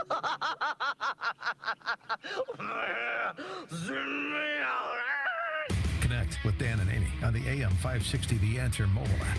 Just text the word app to 64636 to download the app today. What is certainty? Certainty is the Turnkey IT Live in 50 seconds. we promise. Turnkey IT Live, 50 seconds. A caring, trusted team of promotional product experts, minding every detail to ensure your logo will look perfect on everything from apparel, drinkware to trade show traffic stoppers, and hot tech. All delivered on time, every time, with the promise of your satisfaction guaranteed. So, what does certainty bring? Promotional items exceeding expectations. A buzz of excitement for your team and your customers. A pep in your step. A fist pump. A whoop. A tingle. A grin. A laugh. Or even one quiet word that no one will ever hear. Yes. Stand by for Turnkey IT Live, Turnkey IT. 4imprint.com. That's the number 4, imprint.com. 4imprint. For certain. One of the most frustrating aspects of running a business today is dealing with technology. It's wonderful when it works, but what about when it's not working? IT, networks, computers, yuck. You just want to run your business, and hiring an IT department is out of the question. Or is it? Listen up, for only $795 a month, you can eliminate the hassle of IT and computer issues with Turnkey IT. It'll be like having your own in-house IT department, but better. Turnkey makes it happen. They make it secure, and they make it smart. You'll be set up for success and not have to deal with all the technical issues that can overwhelm a business. Turnkey becomes your IT department, and they'll help with all your daily IT issues, plus set you up with preventative steps to keep your business going. Have Turnkey do a complimentary network audit of your systems, even if you have a current IT company, so you know where you stand with technology. Leave the technical stuff to the pros so you can focus on the important things. Visit turnkey.pro today. That's turnkey.pro. Diabetes, high blood pressure, anxiety. Balance of Nature Live in 50 seconds. Balance of Nature. Bit porky, and you may even have type 2 diabetes. $1 million of term insurance may only cost you about $200 a month. Call Term Provider. Speak with Big Lou at 800-444-2013. Big Lou will find a term life policy for you even if you have type 2 diabetes, are overweight, or have high blood pressure. Term Provider has helped thousands of people like you who think they can't afford term life insurance. insurance. To buy $1 million of affordable term life for you, all you need to do is call Big Lou at 800-444-2013. Lou will make sure the scales are tipped in your favor. Call 800-444-2013. Big Lou will answer your call and work to fit you into a term life policy that you can afford. Stand by for Balance of Nature Live. Like you, he's on meds too. Call 800-444-2013. 800-444-2013. Hey, if you're sick of feeling run down or just don't have the energy you need, that's why you need to do what I've started doing, and that's take Balance of Nature. 10 servings of 31 fruits and veggies, all in a single capsule. There's no dyes or preservatives. Because admit it, none of us eat enough fruits and veggies on our own, so that's why Balance of Nature is so great. It's easy and it's healthy. And yes, the testimonials you hear on this station are real.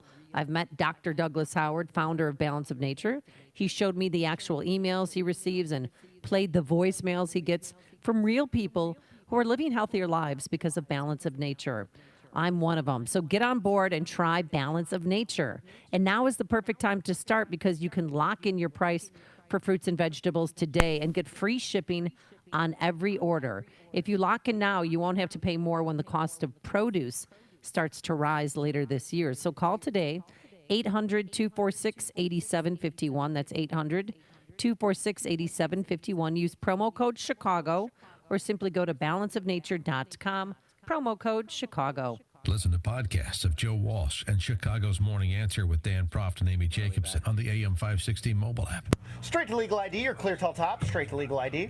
/mobile. For more than 50 years, Mueller CPA, a certified public accounting and business advisory firm, has been serving clients in Chicagoland. Dave Nissen, Mueller's managing partner, is here to explain Mueller CPA's history, journey, and opportunity. Thanks, Dan. Our firm was started by Al Mueller as a one-person CPA firm in 1968. Through growth and partnerships, Mueller CPA has blossomed from a regional firm to an organization that provides services worldwide. Mueller is a reflection of our years of listening and caring for our clients, and we would not be here today if it wasn't for our professionals and support personnel. We value the human side of our business and recognize it as being the most important element of our success. We are growing, we are hiring, and we welcome your interest in our firm. If you are looking for your first opportunity or your forever career, join an award-winning team that cares about you. Visit the career page at MuellerCPA.com or call Dave directly at 630-524-5274. Our freedom and security are made possible through the service and sacrifice of our military and first responders. The Gary Sinise Foundation provides many outreach programs supporting these brave men and women. Join us. Donate at GarySiniseFoundation.org.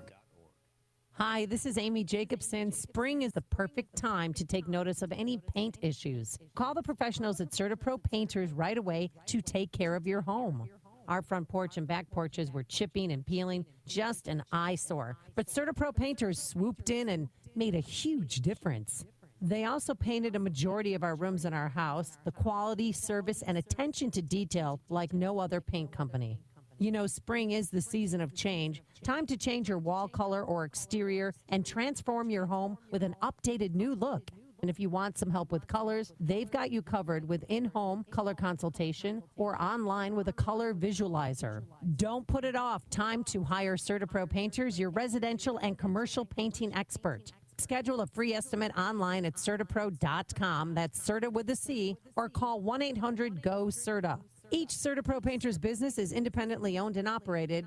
CertaPro Painters, we do painting, you do life. Recovery from mental and substance use disorders is real. It happens every day. You can recover. Discover hope and help. Never give up on yourself. Join the Voices for Recovery. For confidential information for mental and substance use disorders, call 1-800-662-HELP. Brought to you by the U.S. Department of Health and Human Services. It's news, opinion, insight. It's AM 560, The Answer. WIND, Chicago. It's tax day for House Democrats. I'm Chris Foster, Fox News. The chairman of a House committee has asked to see President Trump's tax returns by today At the White House, Fox's John Decker. No word yet on whether the IRS will comply with the 5 p.m. deadline to hand over 6 years of President Trump's personal and business tax returns. House Ways and Means Committee Chairman Richard Neal appealed directly to the IRS after Treasury Secretary Steve Mnuchin declined a similar request earlier this month, citing ongoing consultations with the Department of Justice. The president's personal lawyer has also urged the Treasury Secretary not to comply with the request, arguing that Neal reached beyond his congressional authority. President Trump has broken decades of presidential precedent with his refusal to release his tax returns. Chris? John Decker at the White House. In a conference call with other Democrats, House Speaker Nancy Pelosi says there are other ways to hold the president accountable besides impeachment, but California Congresswoman Kamala Harris tells CNN, I believe Congress should take the steps towards impeachment. Asked yesterday if he was worried about it, the president says, Not even a little bit. A couple in Texas is sentenced to prison for keeping a woman as a slave. A federal judge gave Mohammed and Denise Touré 7 years in prison each for enslaving a woman from Guinea for 16 years. The couple brought the girl, who was at least 5 years old at the time, but possibly as old as 13, from her village in Guinea in 2009 and forced her to work without pay in their home as a housekeeper, cook, and nanny until she got away and reported them. The Tourés are the son and daughter-in-law of a former president of Guinea, and as part of their sentence will be deported back to that country. They say they will appeal. Tanya J. Powers, Fox News. A woman missing for 5 days has been found trapped in her car in a ditch in southern Alabama. Somebody passing by noticed it, mostly hidden by brush. It took rescue crews more than an hour to get Robin Joyce Fancher out. They have not said yet how she survived all this time. She's now hospitalized. This is Fox News. Skies are gray, 52 degrees at 8:02 on AM 560. The Answer and good morning. I'm Mike Scott. A man is dead following a fire that broke out this morning on Chicago's northwest side. Blaze broke out in the basement of a two-story home in the 4800 block of North Keystone. 6 others are left homeless. The cause remains under investigation. Repairs are underway after a home in Brookfield was struck by lightning during storms yesterday. The lightning strike occurred in the 3500 block of South Park Avenue. No injuries were reported. Police are still searching for a 5-year-old boy who went missing last week in Crystal Lake. Neighbors are showing support by leaving toys at the home of Andrew A.J. Friend. If it were my child, I would hope somebody would do this for my child too. Authorities are now focusing their investigation on the family home and individuals who may have seen or had contact with the boy. The office of embattled Cook County State's Attorney Kim Foxx is confirming that she's received a number of threats following her controversial decision to drop charges against actor Jussie Smollett. The University of Illinois has stopped new partnerships with a Chinese tech firm that the U.S. and many other governments consider a national security threat. The Champaign News-Gazette reporting this morning that the policy involving the tech firm Huawei was announced last week.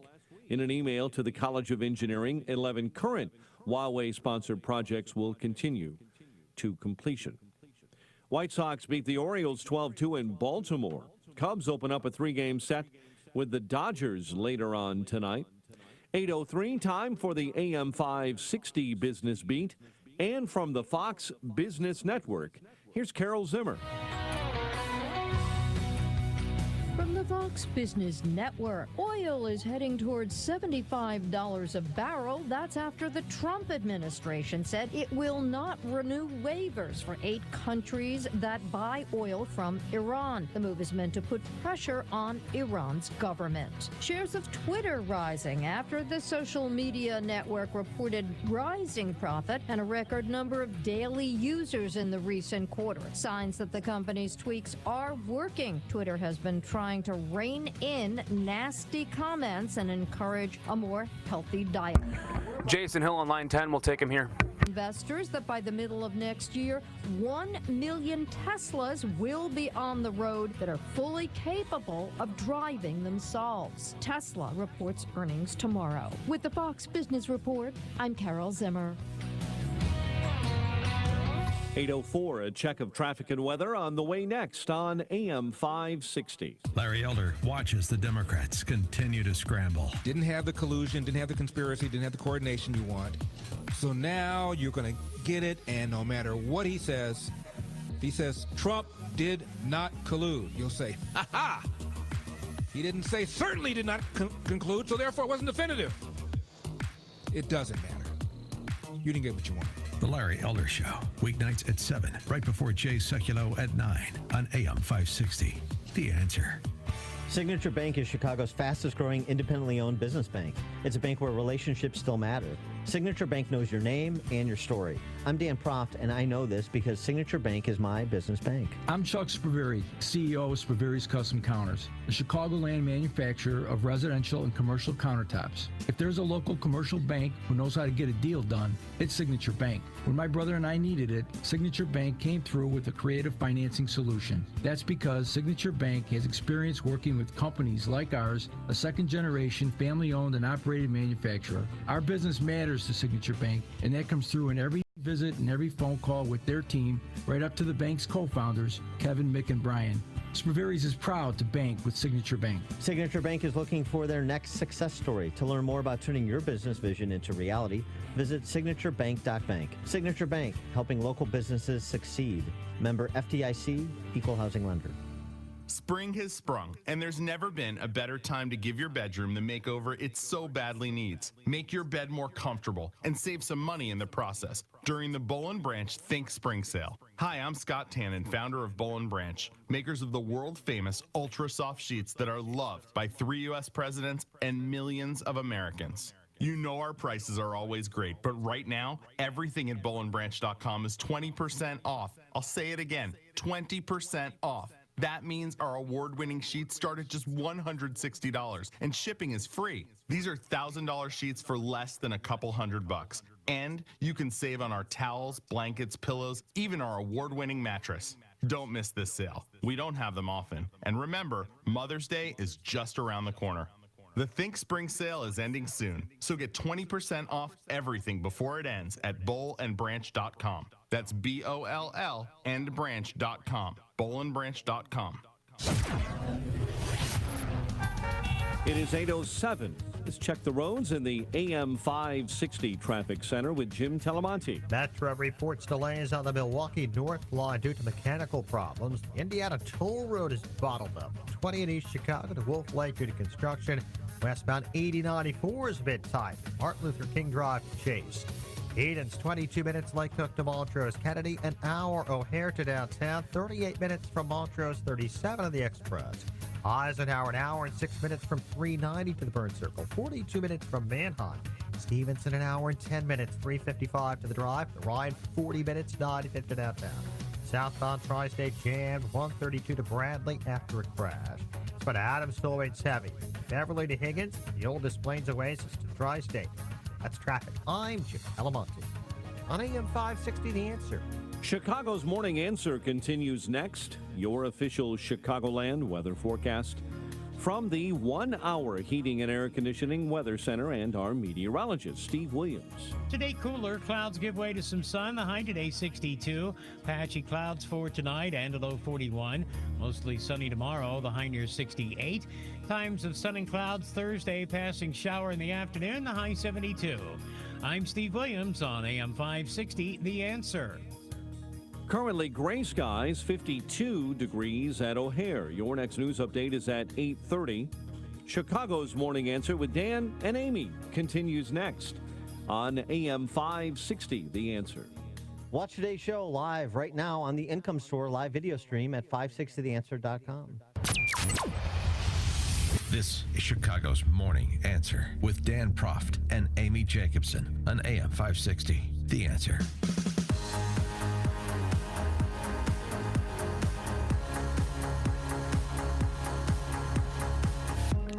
Top of the morning, Dan and Amy, and I'm a little confused by this story. Jason Hill is a DePaul University philosophy professor. We've had him on the show before. He's black, he's gay, he's an immigrant.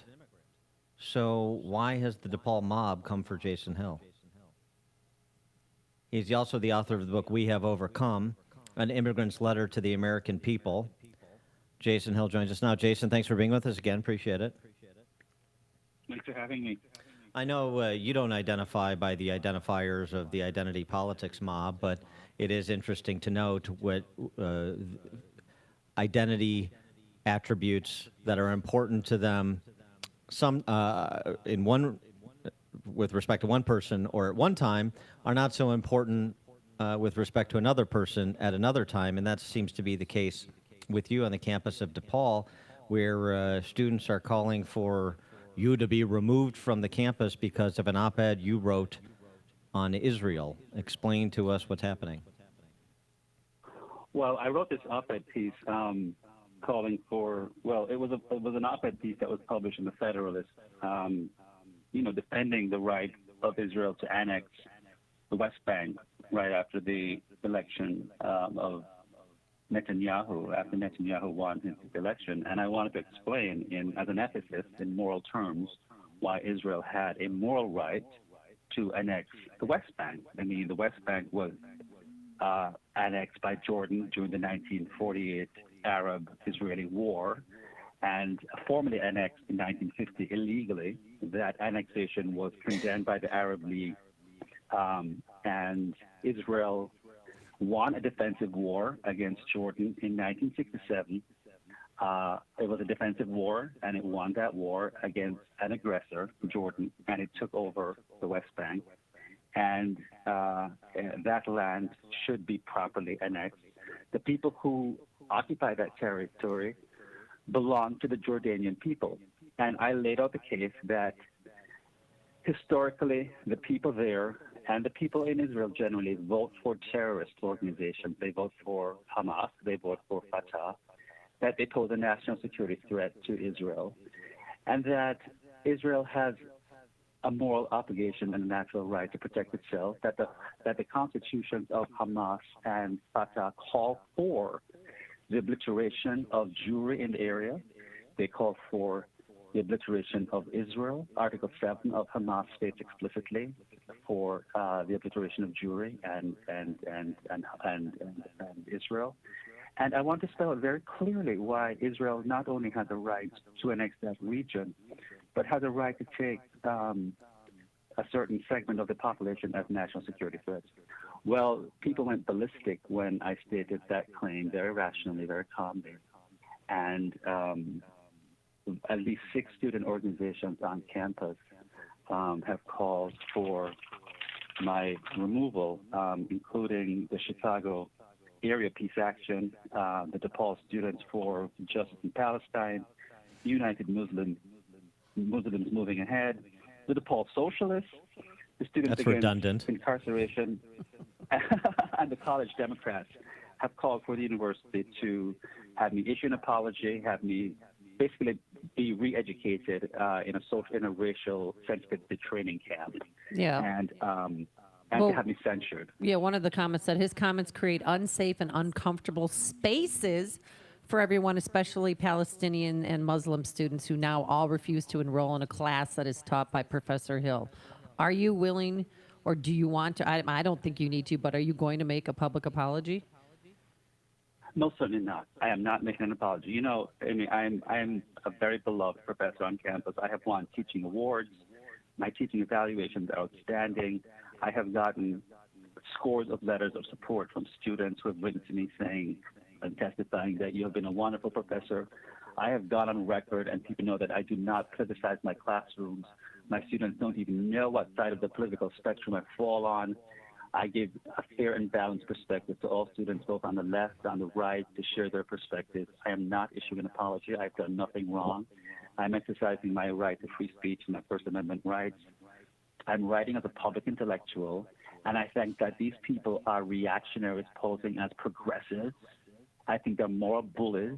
I think they're trying to shut down free speech in America, and I will have no truck with it at all. I will not capitulate to their demands. And I think that, you know, we live in an era of where there's no intellectual leadership and there's no moral leadership in the academy. And I take myself to be a moral intellectual leader, and I will not bow to this kind of pressure at all. Some of the students have accused, and I'm sure some of your professorial colleagues too, have accused you of advocating for ethnic cleansing when it pertains to Israel retaking the West Bank. I don't see how this is the case. I'm not advocating any such thing at all. I stated that there can be no such thing as legitimate Palestine or occupied territory in an area that does not legitimately belong to the Palestinian people. It legitimately belongs to Israel in a war that was defensively fought against the Jordanian people, retaking an area that never belonged to Jordan in the first place. So there can be no such thing as taking an area away from people who are really squatting on land that doesn't belong to them. There's a piece by Susan Shapiro in the Wall Street Journal about what's happening at NYU. And this is perhaps an insight into what's really going on at DePaul. She writes about Jewish students' treatment at NYU. Assaulted at an Israeli Independence Day celebration last year in Washington Square Park, where two anti-Israeli student agitators were arrested after desecrating Israeli flags. The NYU Jewish Center received threats. Swastikas were found in a residence hall. The student government passed an anti-Israel BDS, boycott, divestment, sanctions, resolution. NYU activists confronted a pregnant Chelsea Clinton and insanely blamed her for the massacre at the New Zealand mosque because she criticized Representative Ilhan Omar's anti-Semitic comments. And last week, the university gave a President's Service Award to Students for Justice in Palestine for its positive impact on the community, quote unquote. And that student organization is known for pushing BDS, demonizing Israel, leading a boycott of Zionist student clubs. And she writes, does Ms. Shapiro, a Zionist with relatives in the Holy Land, I'm also pro-Palestinian and for a two-state solution. And she's no fan of Trump or necessarily Netanyahu. But is the real story what's going on in college campus with the BDS movement and some of these student groups, these thinly veiled student groups? The real story is anti-Semitism on campus. This is the thing, and this is exactly what has been happening on the DePaul campus. The DePaul Students for Justice in Palestine is a well-known anti-Israel movement, anti-Semitic movement who has pushed for BDS consistently on the campus.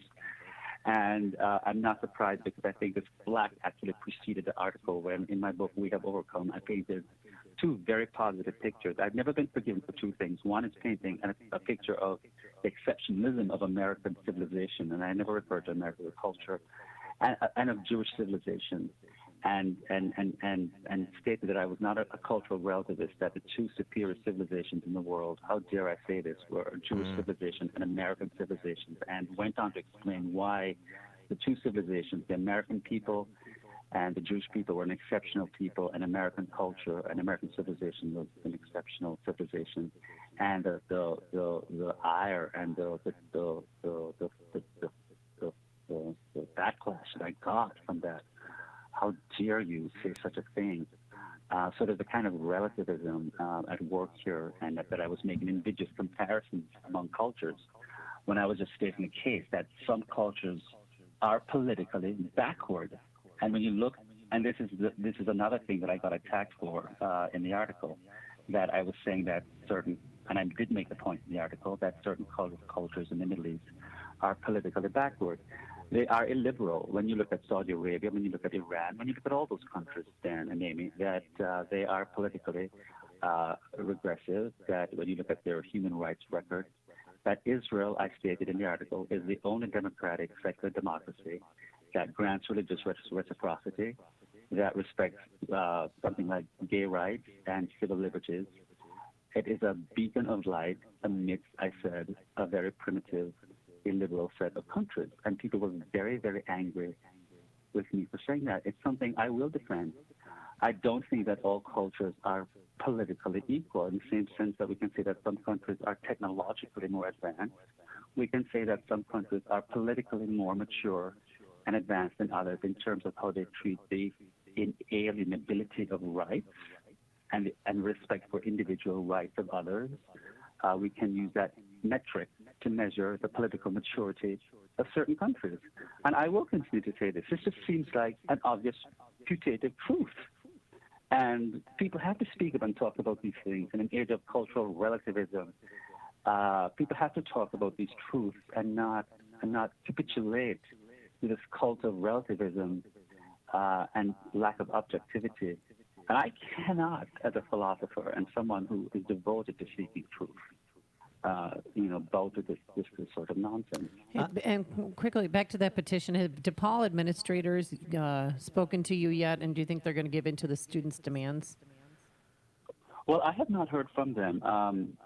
And, it's hard to say whether or not they'll capitulate to the student demands. I don't know. I really have no idea. And well, they can't capitulate to the students' demands. Only you can. They're demanding an apology. I guess they're demanding a censure.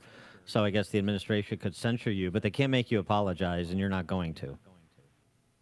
I'm not going to apologize, and they can't literally drag me into a racial sensitivity workshop, which I have no intention of doing. Yeah. Well, no. I'm not going. I'm not going. They can't force me to. Yes. Who's going to racially sensitize me? And racially sensitize me to what? And by whom? Yeah. By cultural. It's really interesting that that sort of cultural Marxists are. A lot of them are at least invoking Vincentian principles to destroy the reputation and the career of a college professor. I just find the irony very, very interesting. Are any professors standing with you? Any of your colleagues standing with you?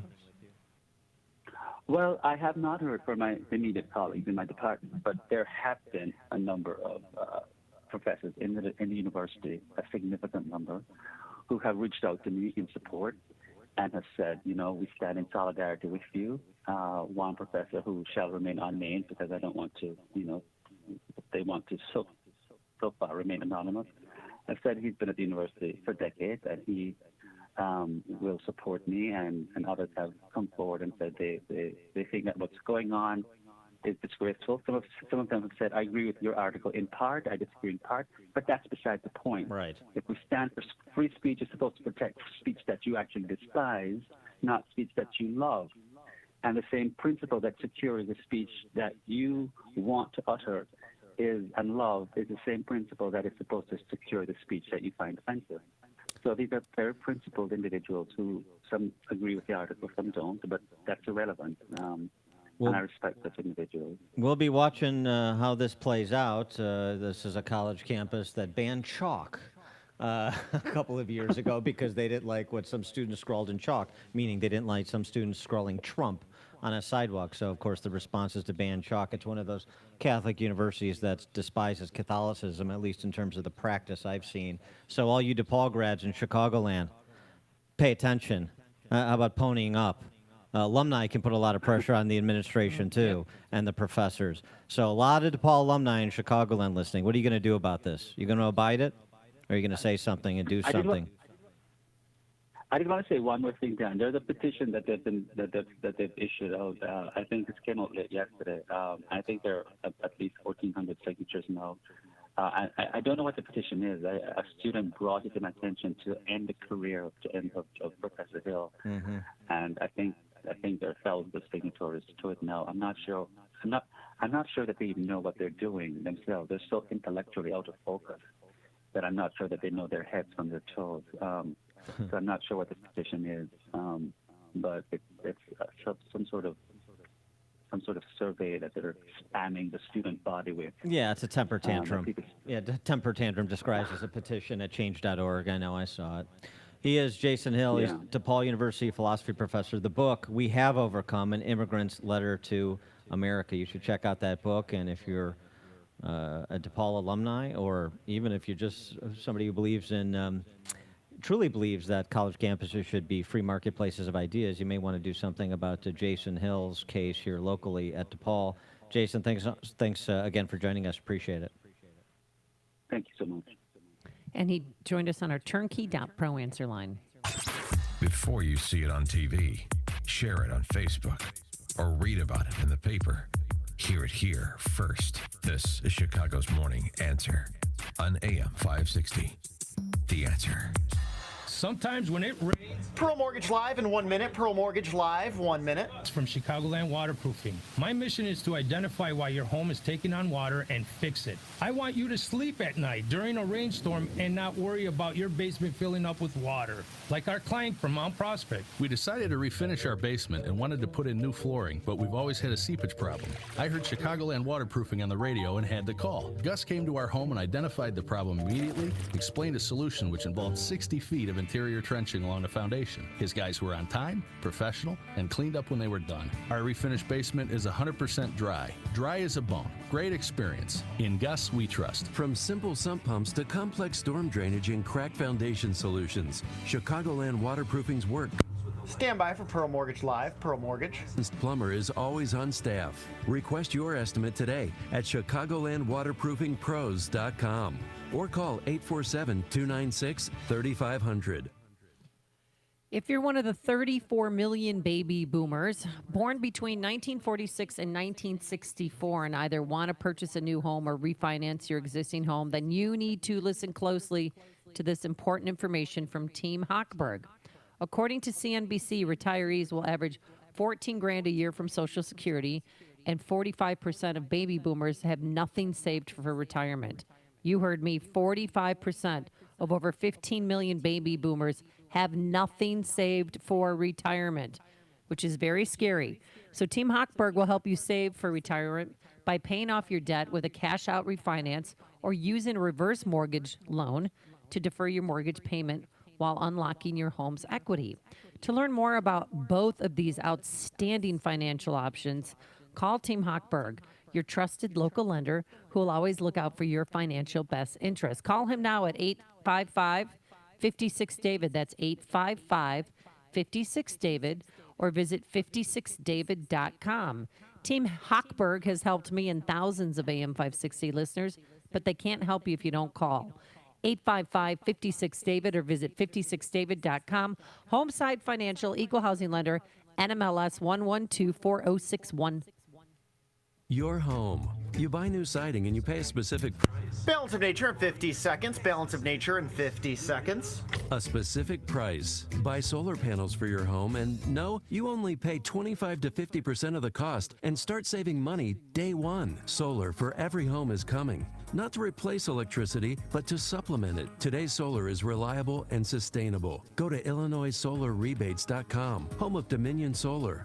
Right now, you can get solar for your home or business and have 50 to 75% of the cost paid for. Not alone, it's free money. Dominion is Chicagoland's local solar company. Local, that matters. Contact them now and set up a free assessment. Many cut their electric bill in half. You can even watch your savings in real time. Illinois, get 50 to 75% of your cost paid for. Pay full price. Stand by for Balance of Nature Live. % of the cost of solar for your home and start saving money now. Dominion Solar. Go to IllinoisSolarRebates.com. IllinoisSolarRebates.com. Oh, the weather has finally turned the corner. If you haven't already, you'll want to get out there and enjoy the spring and summer. And you can't do that if you're sick or feeling run down or just don't have the energy you need. And that's why you need to do what I started doing, and that's take Balance of Nature. 10 servings of 31 different fruits and veggies, all in a single capsule. Now, none of us eat enough fruits and veggies on our own, so that's why Balance of Nature is so great. It's easy and it's healthy. And yes, the testimonials you hear on the station are real. I've been taking it for about 3 weeks now, and I've noticed a lot less joint pain than I used to have and higher energy. And now is the perfect time to start because you can lock in your price for fruits and vegetables today and get free shipping on every order. If you lock in now, you won't pay more when the cost of produce starts to rise later this year. So call today, 800-246-8751. That's 800-246-8751. Use promo code Chicago or go to balanceofnature.com. Promo code Chicago. AM 560, The Answer.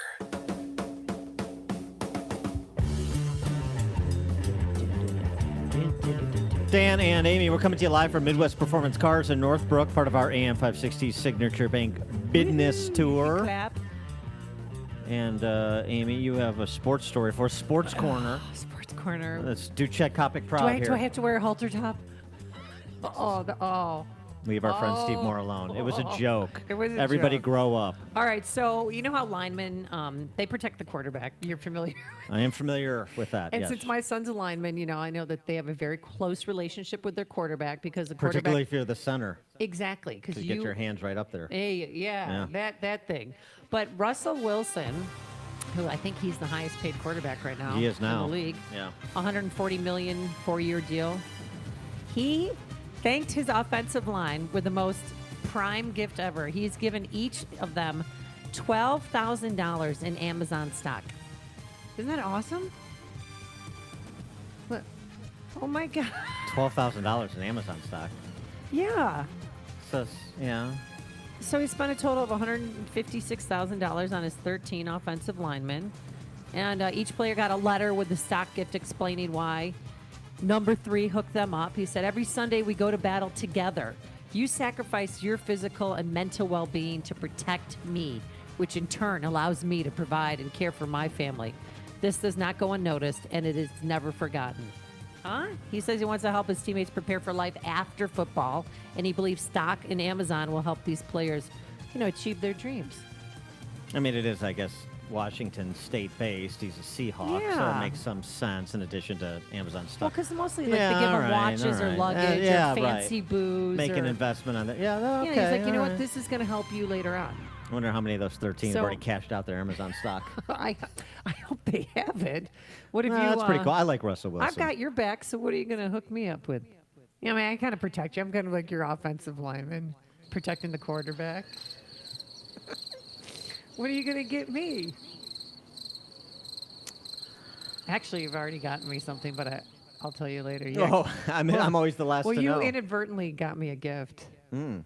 And I don't know if I should tell you what you did. Well, I'll tell you but what. We'll talk about it later. at the end of Talk the about it show. off the air, probably, is what's going to need to be with attorneys present. But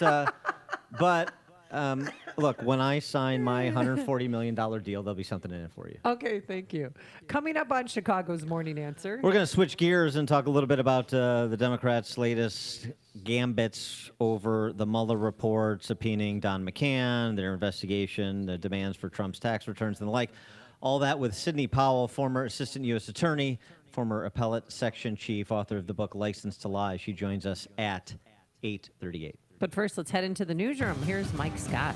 Getting chilly out there right now, 49 degrees and gray skies. ISIS claiming responsibility in part for an Easter Sunday bomb attack at churches and hotels in Sri Lanka. The terror group made the announcement early this morning about the attacks that killed at least 320 and injured about 5. Yes. They would like to do the tease. There are new. All right, 1 second. Let me get set up. The Boy Scouts of.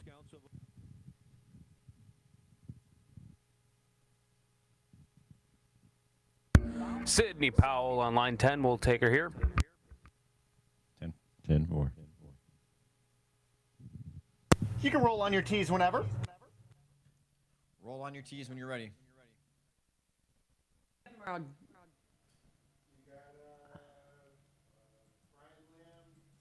Brian Lamb's on? Great. Oh. All right. I like Julie Kelly. Wow. Okay, good. All right. Coming up on Chicago's Morning Answer with Dan Proft and Amy Jacobson. He provided decades worth of great interviews. Retiring C-SPAN co-founder Brian Lamb joins us. And find out what gift Dan inadvertently bought me. Yeah. We're back at 5. I want to find out.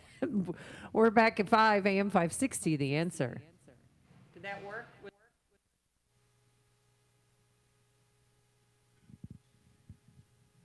Justin, you good? Thank you. Yep. Thanks.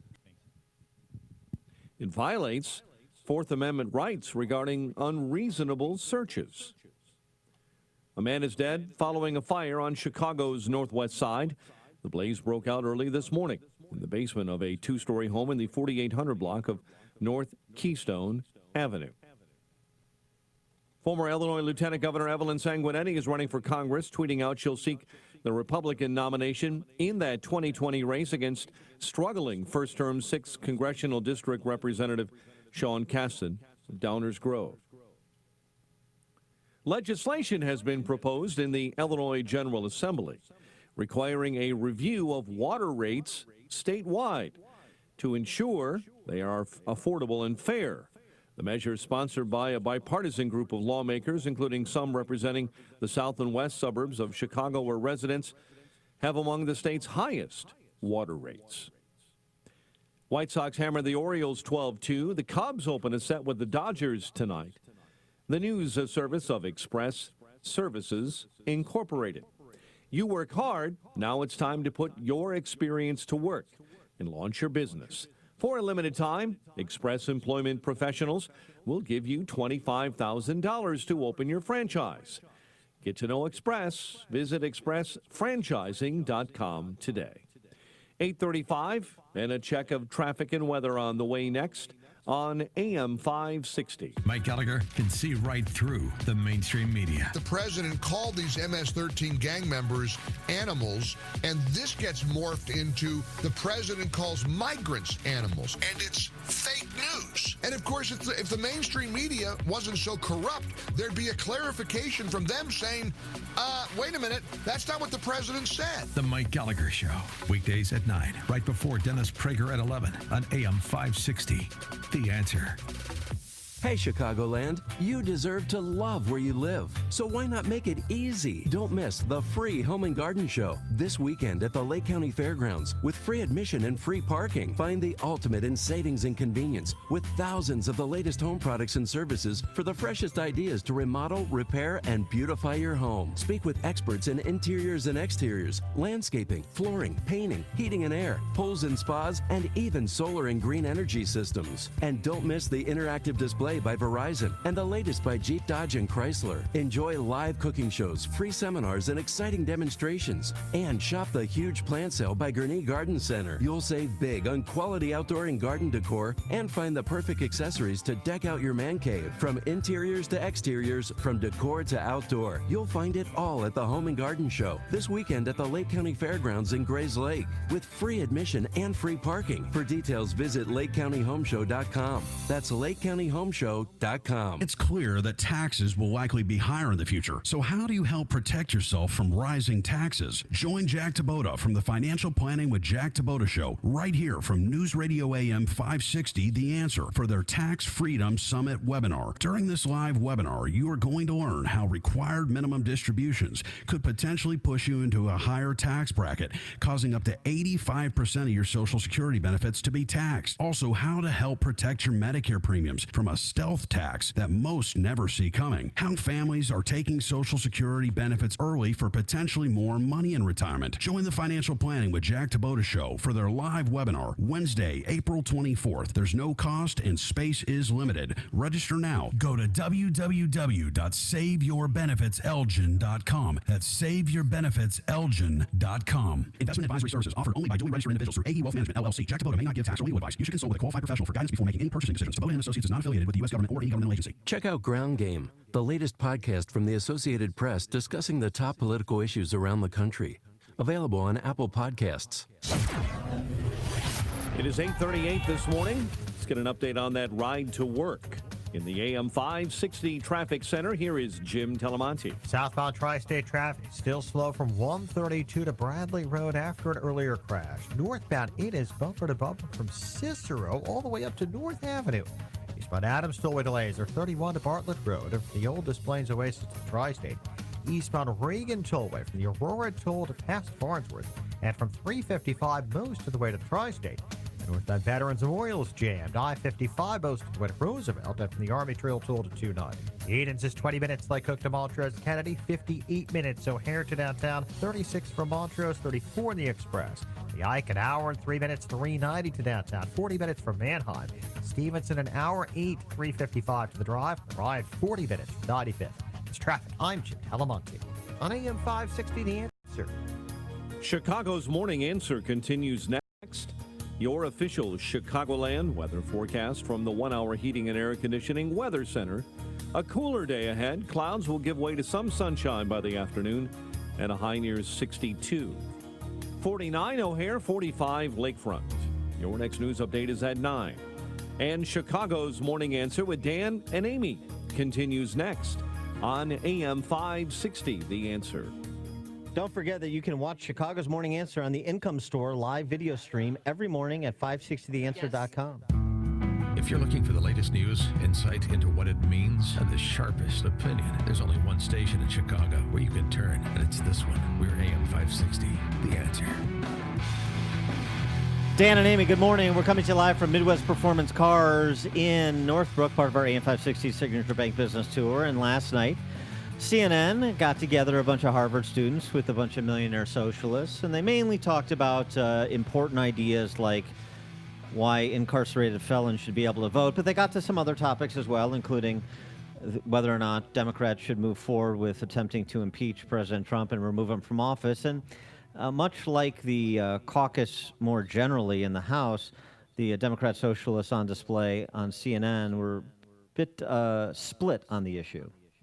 If any other human being in this country had done what's documented in the Mueller report, they would be arrested and put in jail. If there's going to be any accountability, that accountability has to come from the Congress.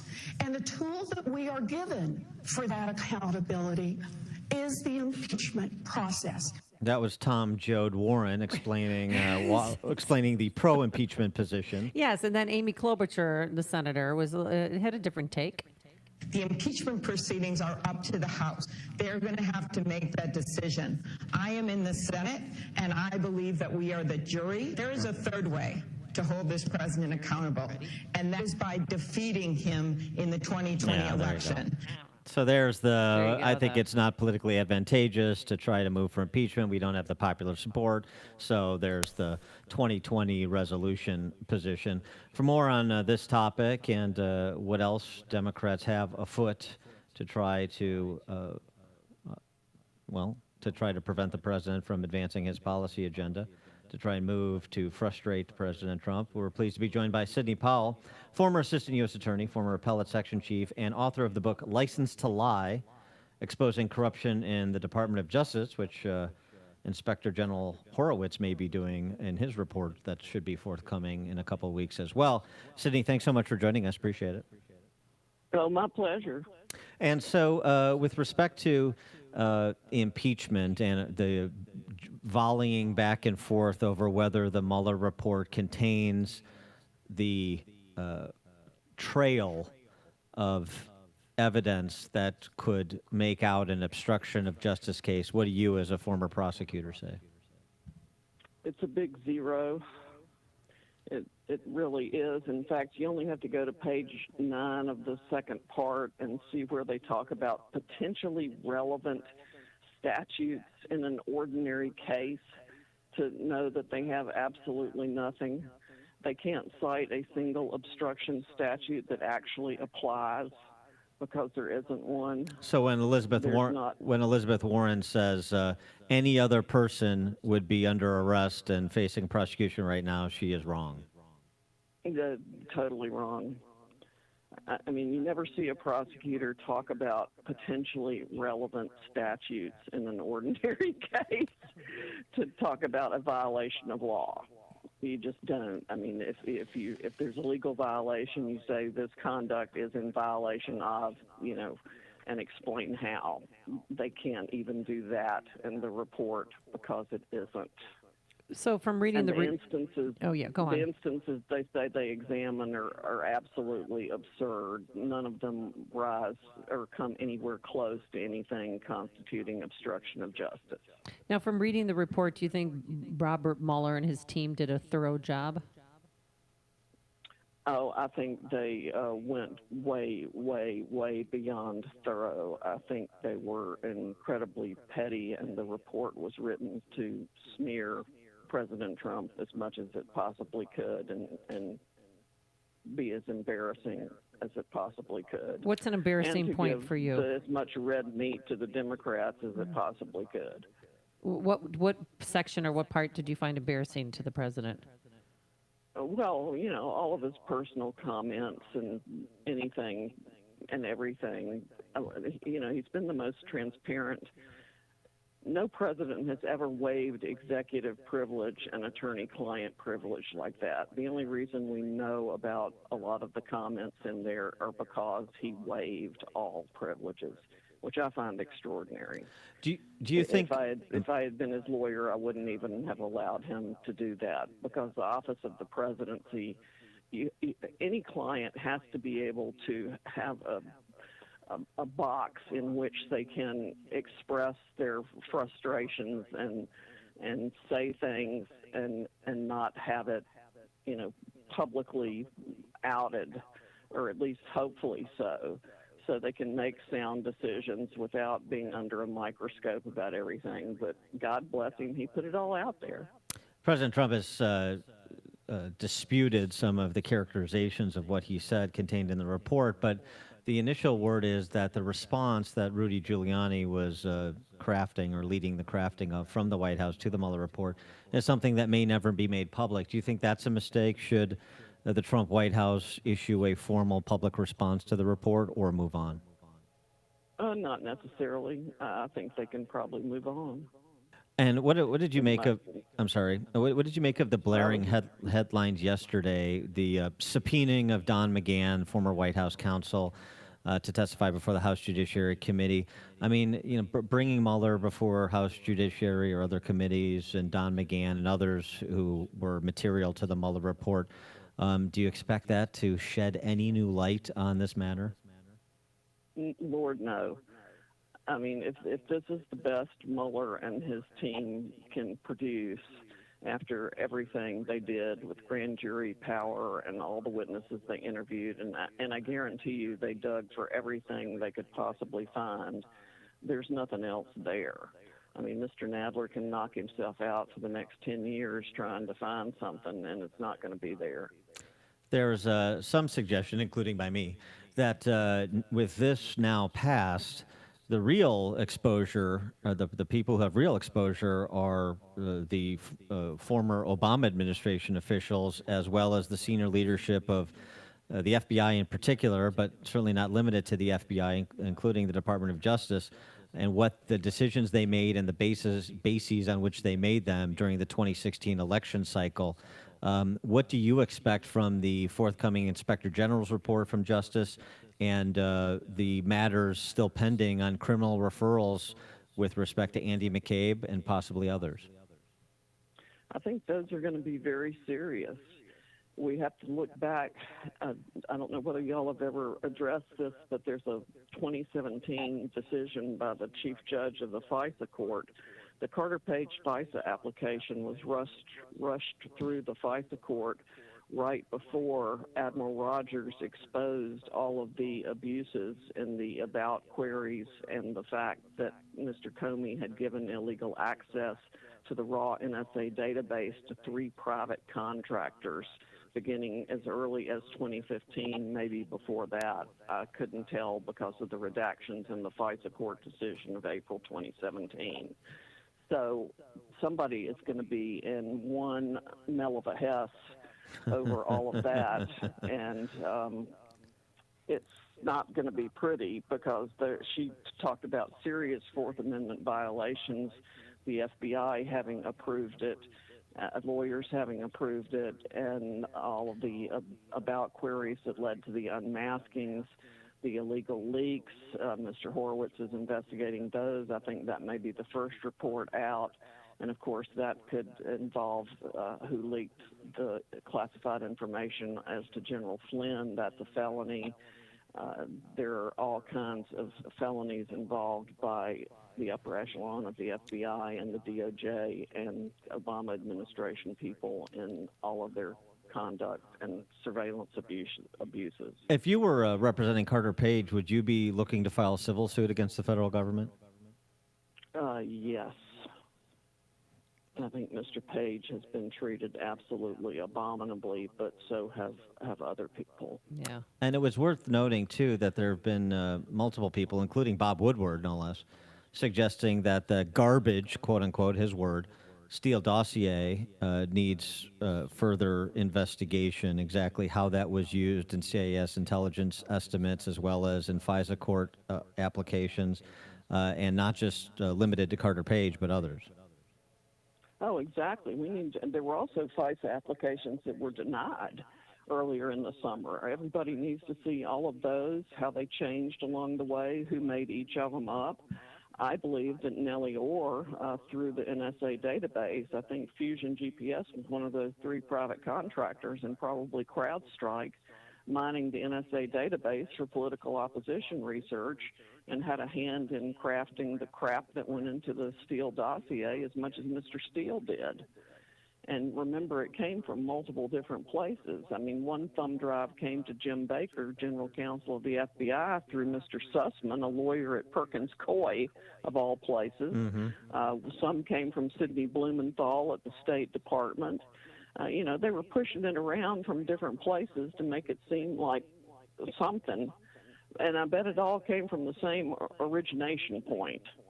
Well, hopefully we're going to find out in short order. She is Sidney Powell, former assistant U.S. attorney, former appellate section chief, author of the book License to Lie, Exposing Corruption in the Department of Justice. Sidney, thanks for joining us. Appreciate it. Thank you. And she joined us on our turnkey.pro answer line. It's like a hot, steaming cup of information to start your day. It's Chicago's Morning Answer on AM 560, The Answer. This is Dr. Howard, founder and formulator of Balance of Nature. We're changing America one life at a time. I have all my employees in my company take Balance of Nature. And what it does is it's reduced my sick time to having someone out every week, or sometimes, 2 people out a week, to we have almost no out time at all. Ever since we've had all of our employees take it, I mean, it's been amazing. They all fought and resisted at first, but then it's like, you miss 4 days a month. I said, how much is it worth to you not to be sick? As you know, the price of produce is always on the rise. Have the confidence to know you're getting the best possible price for organically grown whole fruits and vegetables with Balance of Nature. Call now to see how you can lock in your price of fruits and vegetables and get free shipping on every order. Call 800-246-8751. Stand by for Northridge Prep. Nature.com and use discount code CHICAGO. With summer fast approaching, now's the time to fill your son's schedule with athletics, STEM, and academic enrichment camps at Northridge Prep's summer programs for boys grades 4 through 8. For the week of June 17th through the 21st, drop your son off at 9, pick him up at 3 for a full day of fun. In the morning, a choice between basketball skill builder and wrestling, technique and strength. In the afternoon, battles of the Civil War or robotics, introduction to mechanical design.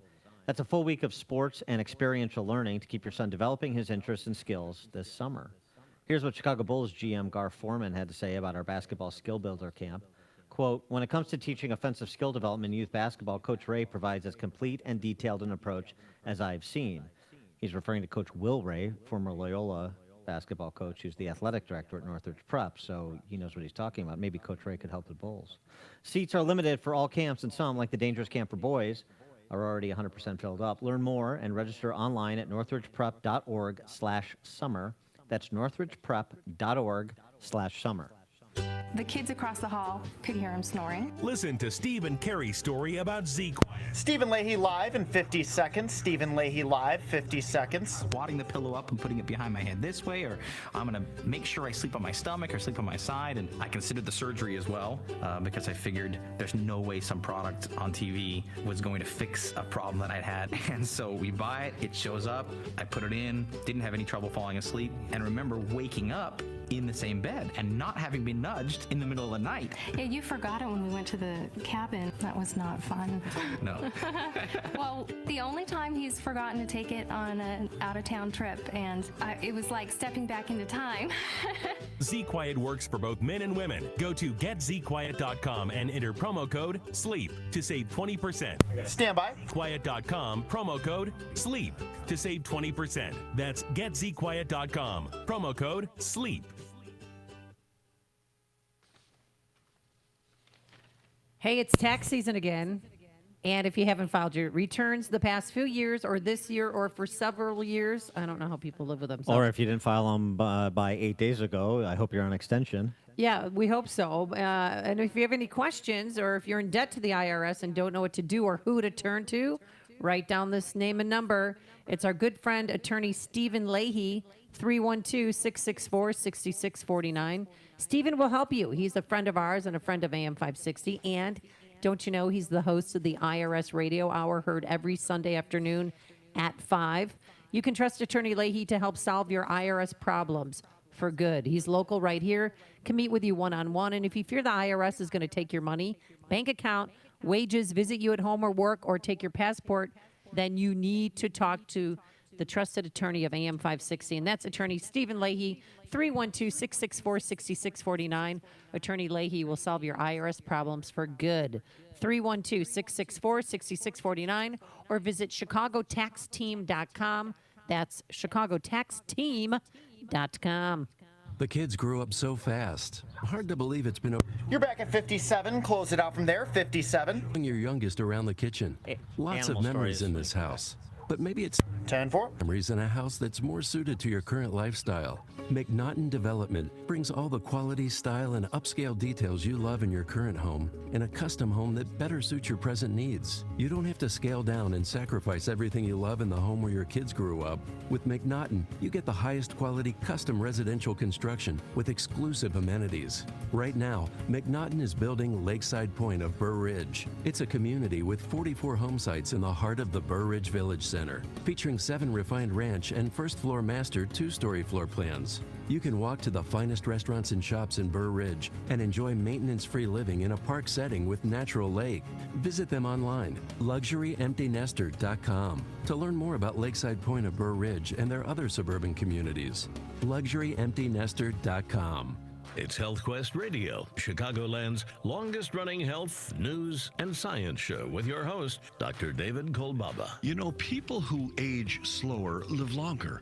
It's our dirt cheap age analysis assessment. We can compare your biologic age with your chronologic age to determine how fast you're aging. Just a few seconds to safely scan for those advanced glycation end products that cause premature aging. And I'll pay for your first assessment. That's right, your first one is free. Then we'll give you a few things to do and retest in 60 days. It's our dirt cheap age analysis assessment. But you gotta call our Health Quest radio hotline at 800-794-1855. That's 800-794-1855. First one free if you make that call right now. Some conditions and restrictions to apply. It's our dirt cheap age analysis assessment. Call 800-794-1855. It's Health Quest Radio with me, Dr. David Kolbaba, this Saturday morning at 11.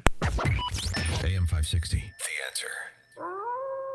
It's time for Animal Stories with Uncle Dan and Little Amy.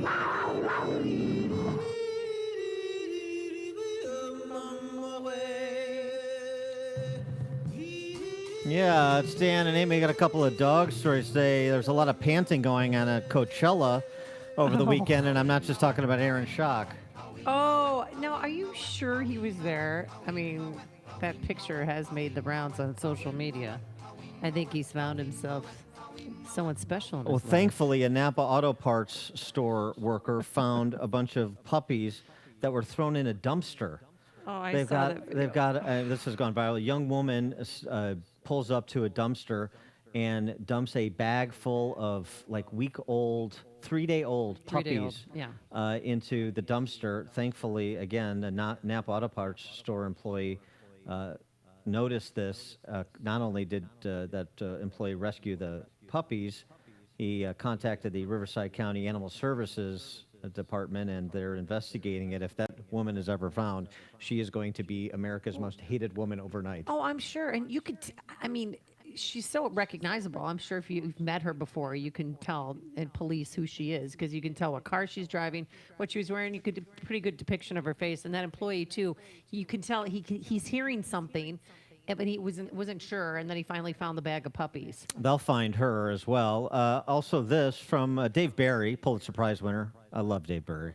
He's got a new book out, Lessons from Lucy, The Simple Joys of an Old Happy Dog. Dave Barry turned 70. His dog Lucy is 10, so they're the same age. And he thought, why is Lucy so much happier than I am? What is she doing? Why is she aging better? And so now he is doing what Lucy does so that he can age better and more happily. One of the things he noticed is that Lucy is always making friends, and he doesn't keep in touch with his friends. Oh, and so probably why. That's one of the differences. And do we have time for my dog story? Well, okay, real quick. A stolen dog, Florida, the cute little German Shepherd puppy, taken back in 2017. So when she was gone, heartbreaking? Heartbreaking. Everybody was so devastated. Well, guess what? 2 years later, 2,000 miles away, the dog was found in a ditch outside of Denver, Colorado. And the dog is fine. They scanned the dog. They had a microchip on it, and everything's fine. It's been returned to his owners. And now you can mimic them so you can grow, grow old happily together. Yeah, never give up hope. Thanks so much for making us part of your morning. And we are back here bright and early at 5 a.m. Take it, Fox. It's AM 560. It's now 9 o'clock.